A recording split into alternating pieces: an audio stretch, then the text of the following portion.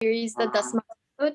ਅੱਜ ਦੇ ਐਪੀਸੋਡ ਵਿੱਚ ਅਸੀਂ ਜ਼ਬੂਰ 81 ਤੇ ਗੌਰ ਕਰਾਂਗੇ। ਮੈਂ ਤੁਹਾਡੇ ਸਾਰਿਆਂ ਦਾ ਸ਼ੁਕਰ ਕਰਦੀ ਹਾਂ ਜੋ ਤੁਸੀਂ ਸਮੇਂ ਕੱਢ ਕੇ ਸਾਡੇ ਐਪੀਸੋਡਸ ਨੂੰ ਦੇਖਦੇ ਹੋ ਤੇ ਸਾਡੇ ਨਾਲ ਇੰਗੇਜ ਕਰਦੇ ਆ। ਅਸੀਂ ਤੁਹਾਨੂੰ ਇਨਵਾਈਟ ਕਰਦੇ ਹਾਂ ਕਿ ਤੁਸੀਂ ਵੀ ਆਪਣੇ ਸਵਾਲ, ਆਪਣੀ ਕਮੈਂਟਰੀ ਸਾਡੇ ਸਾਰਿਆਂ ਨਾਲ ਸ਼ੇਅਰ ਕਰ ਸਕਦੇ ਆ ਕਮੈਂਟ ਬਾਕਸ ਦੇ ਵਿੱਚ। ਸਾਡੇ ਵਿੱਚ ਅੱਜ ਆਂਟੀ ਜੋਤੀ, ਆਂਟੀ ਸਿੰਬਲ ਤੇ ਅੰਕਲ ਜੋਸ਼ੂਆ ਸਕ੍ਰਿਪਚਰ ਪੜ੍ਹਨਗੇ ਤੇ ਪਾਸਟਰ ਐਰਿਕ ਰਿਫਲੈਕਸ਼ਨ ਦੇਣਗੇ। ਇਸ ਤੋਂ ਪਹਿਲਾਂ ਕਿ ਅਸੀਂ ਅੱਜ ਦੀ ਸਕ੍ਰਿਪਚਰ ਰੀਡਿੰਗ ਵਿੱਚ ਚੱਲੀਏ, ਮੈਂ ਦਰਖਾਸਤ ਕਰਾਂਗੀ ਕਿ ਅੰਕਲ ਜੋਸ਼ੂਆ ਸਾਨੂੰ ਦੁਆ ਵਿੱਚ ਲੈ ਕੇ ਜਾਣ। ਆਓ ਅਸੀਂ ਆਪਣੇ ਆਪ ਨੂੰ ਖੁਦਾ ਦੀ ਹਜ਼ੂਰੀ ਦੇ ਵਿੱਚ ਲੈ ਕੇ ਚੱਲੀਏ ਤੇ ਉਸ ਤੋਂ ਸਮਝ ਅਕਲ ਦੇ ਨਹੀਂ ਮੰਗੀ। ਖੁਦਾ ਅੱਜ ਦੇ ਦਿਨ ਦੇ ਲਈ ਤੂੰ ਸਾਨੂੰ ਸੰਭਾਲ ਕੇ ਰੱਖਿਆ ਤੇ ਤੰਦਰੁਸਤੀ ਦਿੱਤੀ। ਖਾਸ ਤੌਰ ਤੇ ਖੁਦਾਵੰਦ ਅੱਜ ਦੇ ਇਸ ਮੌਕੇ ਦੇ ਲਈ ਤੇਰਾ ਸ਼ੁਕਰ ਕਰਦੇ ਹਾਂ ਜੋ ਤੂੰ ਸਾਡੀ ਜ਼ਿੰਦਗੀ 'ਚ ਸਾਨੂੰ ਦਿੱਤਾ ਕਿ ਅਸੀਂ ਅੱਜ ਜੋ ਕੁਛ ਵੀ ਜ਼ਬੂਰ 81 ਦੇ ਵਿੱਚੋਂ ਤੇਰੇ ਖਾਦਮ ਦੇ ਜ਼ਰੀਏ ਉਹ ਜੋ ਕੁਛ ਵੀ ਸਾਨੂੰ ਸਿਖਾਉਣ ਖੁਦਾਵੰਦ ਤੂੰ ਉਸ ਨੂੰ ਅਸੀਂ ਆਪਣੀ ਜ਼ਿੰਦਗੀ ਦੇ ਵਿੱਚ ਲੈ ਕੇ ਚੱਲਣ ਵਾਲੇ ਹੋਈਏ। ਤੂੰ ਖੁਦਾਵੰਦ ਸਾਡੇ ਦਿਲੋਂ ਦਿਮਾਗ ਨੂੰ, ਬੁੱਧੀ ਨੂੰ ਖੁਦਾਵੰਦ ਤੂੰ ਖੋਲ ਤਾਂ ਜੋ ਖੁਦਾਵੰਦ ਉਹ ਜੋ ਕੁਛ ਵੀ ਅੱਜ ਦੱਸਦੇ ਨੇ ਉਸ ਨੂੰ ਆਪਣੇ ਯਾਦ ਰੱਖ ਸਕੀਏ ਆਪਣੀ ਜ਼ਿੰਦਗੀ ਦੇ ਵਿੱਚ। ਸੁਣਨ ਵਾਲਿਆਂ ਨੂੰ ਵੀ ਖੁਦਾਵੰਦ, ਤਮਾਮ ਲੋਕਾਂ ਦੂਸਰਿਆਂ ਨੂੰ ਵੀ, ਉਹਨਾਂ ਦੇ ਲਈ ਵੀ ਦੁਆ ਕਰਦੇ ਹਾਂ ਖੁਦਾਵੰਦ ਤੂੰ ਉਹਨਾਂ ਨੂੰ ਵੀ ਬੁੱਧੀ ਦੇ ਤਾਂ ਜੋ ਖੁਦਾਵੰਦ ਜੋ ਕੁਛ ਵੀ ਆਪਣੇ ਬੰਦੇ ਦੇ ਜ਼ਰੀਏ ਅੱਜ ਸਿੱਖਦੇ ਨੇ ਉਸ ਨੂੰ ਆਪਣੀ ਜ਼ਿੰਦਗੀ ਦੇ ਵਿੱਚ ਲੈ ਕੇ ਚੱਲਣ ਵਾਲੇ ਹੋਣ। ਤੇਰੇ ਨਾਂ ਦੇ ਵਿੱਚ ਖੁਦਾਵੰਦ ਤੇਰੇ ਖਾਦਮ ਨੂੰ ਖੁਦਾਵੰਦ ਤੂੰ ਉਹਨਾਂ ਨੂੰ ਤੇਰੇ ਹੱਥਾਂ ਦੇ ਵਿੱਚ ਸਪੁਰ ਕਰਦੇ ਹਾਂ। ਉਹ ਜੋ ਕੁਛ ਵੀ ਅੱਜ ਬੋਲਣ ਖੁਦਾਵੰਦ ਉਹ ਤੇਰੀ ਵੱਲੋਂ ਹੋਵੇ। ਇਹ ਸਭ ਕੁਛ ਤੇਰੇ ਬੇਟੇ ਆਪਣੇ ਨਿਜਾਤ ਦੇ ਹੁੰਦਾ ਯਿਸੂ ਨਾਸਰੀ ਦੇ ਜਲਾਲੀ ਤੇ ਪੁੱਤਰ ਨਾਂ 'ਚ ਮੰਗਦੇ ਆ, ਆਮੀਨ। ਆਮੀਨ। Thank you uncle Joshua. ਅਸੀਂ ਸਕ੍ਰਿਪਚਰ ਰੀਡਿੰਗ ਵਿੱਚ ਚੱਲੀਏ ਆਂਟੀ ਜੋਤੀ, ਆਂਟੀ ਸਿੰਬਲ ਤੇ ਅੰਕਲ ਜੋਸ਼ੂਆ ਦੇ ਨਾਲ।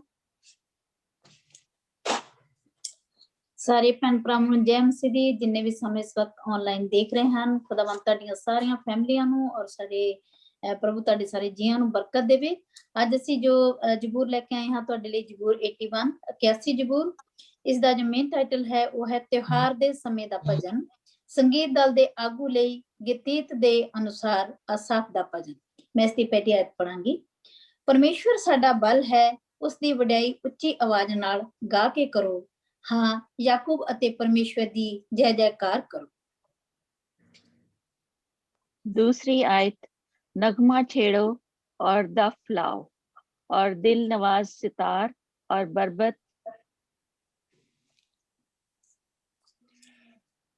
ਮਸੀਹਾ ਉੱਤੇ ਤੁਰੀ ਵਜਾਓ, ਨਾਲੇ ਪੂਰਨਮਾਸ਼ੀ ਉੱਤੇ ਵੀ ਜੋ ਸਾਡੇ ਪਰਬ ਦਾ ਦਿਨ ਹੈ। ਇਹ ਇਜ਼ਰਾਈਲ ਕੌਮ ਲਈ ਇੱਕ ਵਿਧੀ ਹੈ ਅਤੇ ਯਾਕੂਬ ਦੇ ਪਰਮੇਸ਼ਵਰ ਦਾ ਇੱਕ ਨਿਯਮ ਹੈ। पांचवी आयत, इसको उसने यूसुफ में शहादत ठहराया जब वो मुल्क मिस्र के खिलाफ निकला। मैंने उसका कलाम सुना जिसको मैं जानता ना था। ਛੇਵੀਂ ਆਇਤ, ਮੈਂ ਉਹਦੇ ਮੋਢੇ ਤੋਂ ਦੇ ਉੱਤੋਂ ਭਾਰ ਲਹਾਇਆ, ਉਹਦੇ ਹੱਥ ਟੋਕਰੀ ਤੋਂ ਛੁੱਟ ਗਏ। ਇਸ 7ਵੀਂ ਆਇਤ, ਤੁਸੀਂ ਦੁੱਖ ਸਮੇਂ ਮੈਨੂੰ ਪੁਕਾਰਿਆ ਅਤੇ ਮੈਂ ਤੁਹਾਡਾ ਬਚਾਅ ਕੀਤਾ। ਮੈਂ ਗਰਜਨ ਦੀ ਗੁਪਤ ਥਾਂ ਤੋਂ ਤੁਹਾਨੂੰ ਉੱਤਰ ਦਿੱਤਾ ਅਤੇ ਤੁਹਾਨੂੰ ਮਰੀਬਾ ਦੇ ਪਾਣੀਆਂ ਕੋਲ ਪਰਖਿਆ ਵੀ। ਸੈਲਾ। 8वीं आयत, आए मेरे लोगों सुनो, मैं तुमको आगाह करता हूँ। आए इस्राएल, काश के तू मेरी सुनता। 9ਵੀਂ ਆਇਤ, ਤੇਰੇ ਵਿੱਚ ਕੋਈ ਓਪਰਾ ਦੇਵਤਾ ਨਾ ਹੋਵੇ ਅਤੇ ਨਾ ਤੂੰ ਕਿਸੇ ਪਰਾਏ ਦੇਵਤੇ ਅੱਗੇ ਮੱਥਾ ਟੇਕੀ। ਮੈਂ ਤੁਹਾਡਾ ਪ੍ਰਭੂ ਪਰਮੇਸ਼ਵਰ ਹਾਂ। ਮੈਂ ਹੀ ਤੁਹਾਨੂੰ ਮਿਸਰ ਦੇਸ਼ ਵਿੱਚੋਂ ਬਾਹਰ ਕੱਢ ਕੇ ਲਿਆਇਆ ਸੀ। ਤੁਸੀਂ ਆਪਣਾ ਮੂੰਹ ਖੋਲੋ ਤਾਂ ਮੈਂ ਇਸ ਨੂੰ ਭਰ ਦੇਵਾਂਗਾ। 11वीं आयत, पर मेरे लोगों ने मेरी बात ना सुनी और इस्राएल मुझसे रजामंद ना हुआ। 12ਵੀਂ ਆਇਤ, ਤਾਂ ਮੈਂ ਉਹਨਾਂ ਨੂੰ ਉਹਨਾਂ ਦੇ ਮਨ ਦੇ ਖਚਰ ਪੁਣੇ ਉੱਤੇ ਜਾਣ ਦਿੱਤਾ ਕਿ ਉਹ ਆਪਣੇ ਹੀ ਮਤਿਆਂ ਦੇ ਅਨੁਸਾਰ ਚੱਲਣ।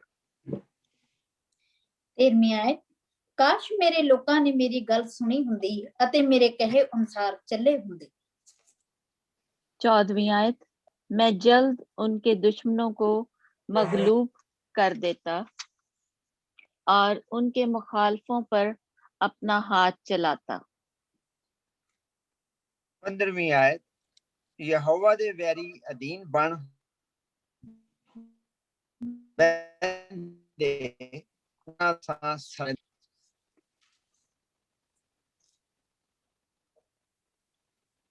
16ਵੀਂ ਆਇਤ ਮੈਂ ਤੁਹਾਨੂੰ ਉੱਤਮ ਕਣਕ ਖਾਣ ਲਈ ਦੇਵਾਂਗਾ ਅਤੇ ਸ਼ੁੱਧ ਸਿਹਤ ਨਾਲ ਤੁਹਾਨੂੰ ਤ੍ਰਿਪਤ ਕਰਾਂਗਾ। ਇਹ ਪ੍ਰਭੂ ਦੀ ਬਾਣੀ ਹੈ। ਖੁਦਾ ਦਾ ਵਚਨ ਪੜ੍ਹੇ ਔਰ ਸੁਣੇ ਜਾਣ ਵਿੱਚ ਆਸ਼ੀਸ਼ ਤੇ ਬਰਕਤ ਹੋਵੇ। ਆਮੀਨ। ਆਮੀਨ। ਬਿਨ scripture reading ਲਈ ਹੁਣ ਮੈਂ ਦਰਖਾਸਤ ਕਰਾਂਗੀ ਕਿ ਰਿਫਲੈਕਸ਼ਨ ਤੋਂ ਪਹਿਲਾਂ ਅਸੀਂ ਇਸ ਜ਼ਬੂਰ ਨੂੰ ਥੋੜਾ ਜਿਹਾ ਸੁਣਾਂਗੇ ਅੰਕਲ ਜੋਸ਼ੂਆ ਤੋਂ।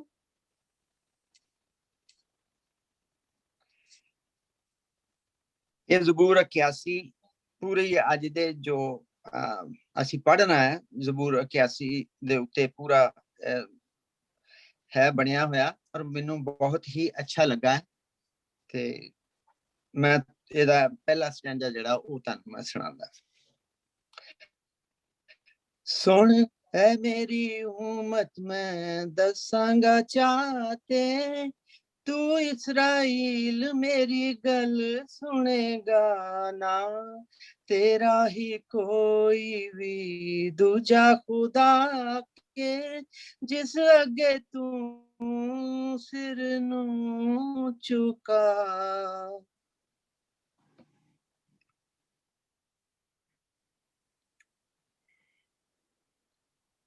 Thank you, Uncle Joshua.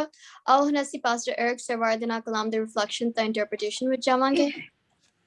ਹਾਂਜੀ, ਥੈਂਕ ਯੂ ਵੈਰੀ ਮਚ। ਬਹੁਤ ਬਹੁਤ ਸ਼ੁਕਰੀਆ ਐਂਜਲ, ਸਿਸਟਰ ਜਿਓਤੀ, ਸਿਸਟਰ ਸੰਬਲ ਔਰ ਅੰਕਲ ਜੋਸ਼ੂਆ। ਔਰ ਅੱਜ ਅਸੀਂ ਜ਼ਬੂਰ 81 ਦੀ ਜਿਹੜੀ ਅੰਕਲ ਜੋਸ਼ੂਆ ਨੇ ਆਇਤਾਂ ਗਾਈਆਂ ਨੇ ਉਹ ਅਸਲ ਵਿੱਚ ਉਹਦਾ ਦੂਜਾ ਹਿੱਸਾ ਵੇ ਜਿਹੜਾ ਕਿ ਜ਼ਬੂਰ ਨੰਬਰ 81 ਦੀ 8ਵੀਂ ਆਇਤ ਤੋਂ ਸ਼ੁਰੂ ਹੁੰਦਾ ਵੇ। ਔਰ ਅੰਕਲ ਜੋਸ਼ੂਆ ਬੜਾ ਅੱਛਾ ਉਹਨੂੰ ਗਾਇਆ ਵੇ। ਮੈਂ ਸੋਚ ਰਿਹਾ ਹਾਂ ਕਿ ਮੈਂ ਅੰਕਲ ਜੋਸ਼ੂਆ ਦੇ ਨਾਲ ਰਲ ਕੇ ਟਿਊਨ ਗਾਵਾਂ। ਸੋ ਮੈਂ ਚੂੰਕਿ ਸਿੰਗਰ ਨਹੀਂ ਹਾਂ, ਅੰਕਲ ਜੋਸ਼ੂਆ ਦੀ ਆਵਾਜ਼ ਤੇ ਬਹੁਤ ਹੀ ਅੱਛੀ ਹੈ ਖੈਰ, ਤੇ I will try my level best ਕਿ ਅਸੀਂ ਇਹਨੂੰ ਗਾ ਸਕੇ। ਲੇਕਿਨ ਅਸੀਂ ਇਹਨੂੰ ਮੇਰੇ ਖਿਆਲ ਐਤਵਾਰ ਨੂੰ ਗਾਵਾਂਗੇ ਚਰਚ 'ਚ। ਕੀ ਖਿਆਲ ਅੰਕਲ ਜੀ? ਠੀਕ ਹੈ, ਖੁਦਾ ਨੇ ਚਾਹਿਆ ਤੇ ਅਸੀਂ ਇਹਨੂੰ ਗਾਵਾਂਗੇ। ਸੁਣ ਐ ਮੇਰੀ ਉਮਤ ਮੈਂ ਦੱਸਾਂਗਾ ਚਾਜੇ ਤੂੰ ਇਸਰਾਈਲ ਮੇਰੀ ਗੱਲ ਸੁਣੇਗਾ ਨਾ ਤੇਰਾ ਹੋ ਕੋਈ ਵੀ ਦੂਜਾ ਖੁਦਾ ਕੇ ਜਿਸ ਅੱਗੇ ਦੇਵੇਂ ਤੂੰ ਸਿਰ ਨੂੰ ਝੁਕਾ। ਸੁਣ ਐ ਮੇਰੀ ਉਮਤ ਮੈਂ ਦੱਸਾਂਗਾ ਚਾਜੇ ਤੂੰ ਇਸਰਾਈਲ ਮੇਰੀ ਗੱਲ ਸੁਣੇਗਾ ਨਾ।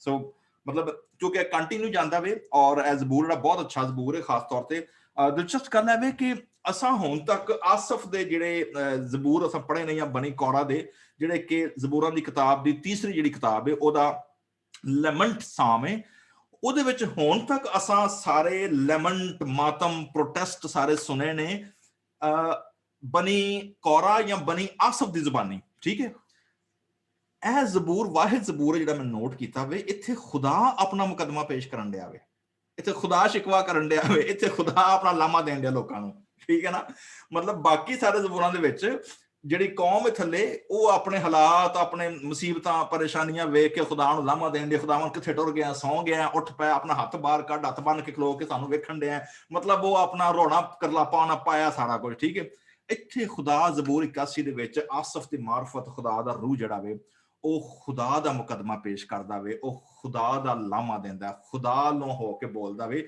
ਕਿ ਖੁਦਾ ਸਾਡੇ ਕੋਲੋਂ ਕੀ ਮੰਗਦਾ, ਕੀ ਚਾਹੁੰਦਾ ਆਪਣੀ ਕੌਮ ਦੇ ਕੋਲ। ਸੋ ਆਈਏ ਅਸੀਂ ਇਹ ਜ਼ਬੂਰ ਦੇ ਜਿਹੜੇ ਮੇਨ ਥੀਮ ਨੇ ਉਧਰ ਜਾਵਾਂਗੇ। ਜਿਵੇਂ ਸਿਸਟਰ ਜਿਓਤੀ ਨੇ ਪੜ੍ਹਿਆ ਵੇ ਕਿ ਇਹ ਜ਼ਬੂਰ ਦਾ ਜਿਹੜਾ ਹਿਸਟੋਰੀਕਲ ਓਕੇਜਨ ਹੈ, ਜ਼ਰਾ ਦੁਬਾਰਾ ਪੜ੍ਹਿਓ ਜੀ, ਤੁਹਾਡੇ ਕੋਲ ਸਰਨਾਮਾ ਕੀ ਇਹਦਾ?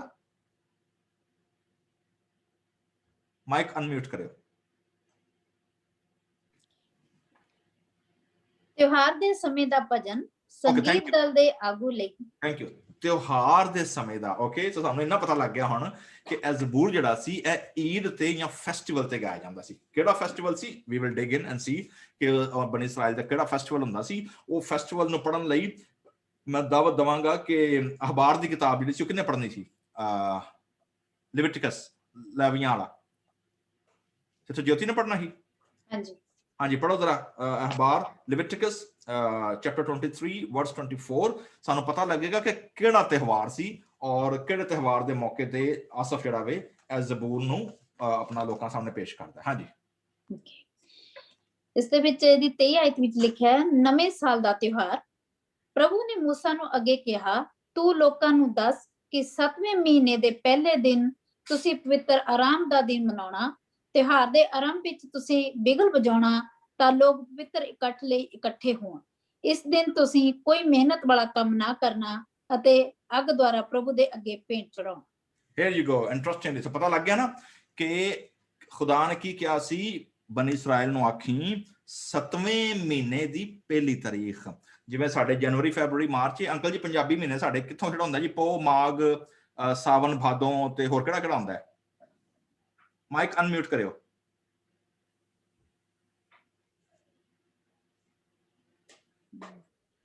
ਇਹ ਹਰ ਮਹੀਨੇ ਦੀ ਨਾ ਅੰਗਰੇਜ਼ੀ ਦੀ 14-15 ਤਰੀਕ ਨੂੰ ਦੇਸੀ ਮਹੀਨਾ ਸ਼ੁਰੂ ਹੁੰਦਾ ਹੈ। ਇਹ ਪੂਰਨਮਾਸ਼ੀ ਮੇਰੇ ਇੱਥੇ ਲਿਖਿਆ ਦਾ, ਹਾਂਜੀ ਤੇ ਪੂਰਨਮਾਸ਼ੀ ਦਾ ਉਹੀ ਆ, ਉਹਦੇ ਚੰਦ ਦਾ ਆਗਾਜ਼ ਵੀ ਹੁੰਦਾ, ਤੇ ਇਹਨਾਂ ਦਾ ਮੇਰੇ ਖਿਆਲ ਯਹੂਦੀਆਂ ਦਾ ਚੰਦ ਦੇ ਤੋਂ ਹੀ ਮਹੀਨਾ ਸ਼ੁਰੂ ਹੁੰਦਾ ਸੀ। ਹਾਂਜੀ, ਮੈਂ ਪੁੱਛ ਰਿਹਾ ਸਾਂ ਕਿ ਜਿਹੜੇ ਸਾਡੇ ਪੰਜਾਬੀ ਮਹੀਨੇ ਨੇ, ਜਿਵੇਂ ਉਹ ਸ਼ੁਰੂ ਕਿਹੜੇ ਮਹੀਨੇ ਤੋਂ ਹੁੰਦਾ ਪੰਜਾਬੀ ਕੈਲੰਡਰ? ਪੋ ਮਾਘ ਤੋਂ? ਹਾਂ, ਪੋ ਮਾਘ ਅਸੂ ਕੱਤੇ ਪੂਰੇ ਨਹੀਂ ਆਉਂਦੇ ਮੈਨੂੰ, ਇਹਦਾ ਵਿੱਚੋਂ ਵਿੱਚ ਹੀ ਆ। ਮੈਨੂੰ ਵੀ ਥੋੜੇ ਜਿਹੇ ਹੁੰਦੇ ਨੇ, ਪੋ ਮਾਘ ਕੱਤੇ, ਫਿਰ ਸਾਵਣ ਭਾਦੋਂ, ਸੌਣ ਭਾਦੋਂ ਹੋ ਗਿਆ। ਚਲੋ 6 ਵੀ ਤੁਹਾਨੂੰ ਯਾਦ ਹੈ। ਸੌਣ ਭਾਦੋਂ ਅਸੂ ਕੱਤੇ ਪੋ ਮਾਘ, ਹਾਂ ਇਹ ਸਰਦੀ ਦੇ ਮਹੀਨੇ। ਹਾਂਜੀ ਚਲੋ ਠੀਕ ਹੈ, ਸਾਨੂੰ 6 ਹੀ ਬੜੇ ਨੇ, ਬਾਅਦ ਚ ਯਾਦ ਕਰ ਲਾਂਗੇ। ਪੰਜਾਬੀਆਂ ਦਾ ਕੈਲੰਡਰ ਫਿਰ ਯਾਦ ਕਰ ਲਾਂਗੇ। ਸੋ ਤੁਸੀਂ ਵੇਖਿਆ ਵੀ ਕਿ ਜੂਇਸ਼ ਕੈਲੰਡਰ ਜਿਹੜਾ ਸੀ, ਜਿਵੇਂ ਸਾਡੇ ਜਿੰਨੇ ਅਸੀਂ ਜਿਹੜਾ ਵੈਸਟਰਨ ਕੈਲੰਡਰ ਯੂਜ਼ ਕਰ ਰਹੇ ਨੇ, ਜੂਲੀਅਨ ਕੈਲੰਡਰ ਕਿਹਾ ਜਾਂਦਾ ਵੇ। And this is according to a solar system, ਯਾਨੀ this is Julian which goes according to the sun, ਜਾਂ 24 ਘੰਟੇ ਦਿਨ ਦੇ ਮੁਤਾਬਕ ਜਿਹੜਾ ਹੁੰਦਾ ਵੇ। ਲੇਕਿਨ ਜਿਹੜੇ ਕਦੀਮ ਕੈਲੰਡਰ ਜਿੰਨੇ ਨੇ, ਜੂਲੀਅਨ ਕੈਲੰਡਰ ਤੋਂ ਪਹਿਲਾਂ, ਦੇ ਆਲ ਫੋਲੋ the moon changing, ਜਦੋਂ ਚੰਨ ਦੀ ਜਿਹੜੀ ਹੁੰਦੀ ਹੈ ਨਾ ਤਾਰੀਖ। ਤੁਸੀਂ ਵੇਖੋਗੇ ਪੂਰਨਮਾਸ਼ੀ ਜਿਹੜੀ ਹੈ, ਜਾਂ ਜਿਹਨੂੰ ਕਿਹਾ ਜਾਂਦਾ ਨਾ, ਮੈਂ ਤਾਂ ਹਿੰਦੀ ਫਿਲਮਾਂ 'ਚ ਸੁਣਿਆ ਸੀ, ਪੂਰਨਮਾਸ਼ੀ ਕੀ ਰਾਤ ਉਹ ਚੁੜੈਲ ਆ ਜਾਏਗੀ, ਮਤਲਬ ਇੰਝ ਹੁੰਦਾ ਸੀ ਨਾ, ਉਹਦਾ ਡਾਇਲੌਗ ਹੁੰਦਾ ਸੀ। ਤੇ ਉਹ ਨਾ ਪੂਰਨਮਾਸ਼ੀ ਦਾ ਮਤਲਬ ਹੈ ਕਿ ਫੁੱਲ ਮੂਨ ਐਕਚੁਅਲੀ। ਔਰ ਫੁੱਲ ਮੂਨ ਜਿਹੜਾ ਵੇ, ਫੁੱਲ ਮੂਨ ਅਮੂਮਨ ਜਿਹੜਾ ਵੇ 7 ਜਿਹੜਾ ਤੀਜਾ ਹਫਤਾ ਹੁੰਦਾ ਨਾ, 21 ਜਾਂ 14, ਯਾਨੀ ਜਿਹੜਾ 15 ਦਿਨਾਂ ਬਾਅਦ ਜਿਹੜਾ ਚੰਨ ਦਾ ਜਿਹੜਾ ਸਰਕਲ ਹੁੰਦਾ ਵੇ ਨਾ, ਉਹਦੇ ਮੁਤਾਬਕ। ਸੋ ਮੋਸਟਲੀ ਪੂਰਨਮਾਸ਼ੀ ਜਿਹੜੀ ਹੈ, ਜਾਂ ਜਿਹੜਾ ਫੁੱਲ ਮੂਨ ਹੈ, that is the second week of the Julian calendar. 14-15 ਤਰੀਕ ਹੋ ਜਾਂਦੀ ਹੈ, ਜਾਂ ਫਿਰ 21 ਜਿਹੜੀ ਹੈ, ਤੀਸਰਾ ਵੀਕ ਵੀ ਐਡ ਹੁੰਦਾ ਕਈ ਵਾਰੀ। So that depend on which month moon ਦੀ ਮੂਵਮੈਂਟ ਕੀ ਹੈ। ਸੋ ਉਹਨੂੰ ਅਸੀਂ ਕੁਮਰੀ ਕੈਲੰਡਰ ਜਾਂ ਮੂਨ ਜਾਂ ਪੂਰਨਮਾਸ਼ੀ ਦਾ ਕੈਲੰਡਰ ਅਸੀਂ ਕਹਿੰਦੇ ਹਾਂ। ਸੋ 7ਵਾਂ ਮਹੀਨਾ ਉਹਨਾਂ ਦਾ ਤਿਸ਼ਰੀ ਮਹੀਨਾ ਜਿਹੜਾ ਸੀ, ਔਰ ਉਹਦੇ ਜਿਹੜੀ 3 ਈਦਾਂ ਖੁਦਾ ਦਿੱਤੀਆਂ ਸਨ। ਨੰਬਰ 1 ਈਦ ਤੁਹਾਨੂੰ ਯਾਦ ਹੋਣਾ ਚਾਹੀਦਾ ਕਿਹੜੀ ਸੀ?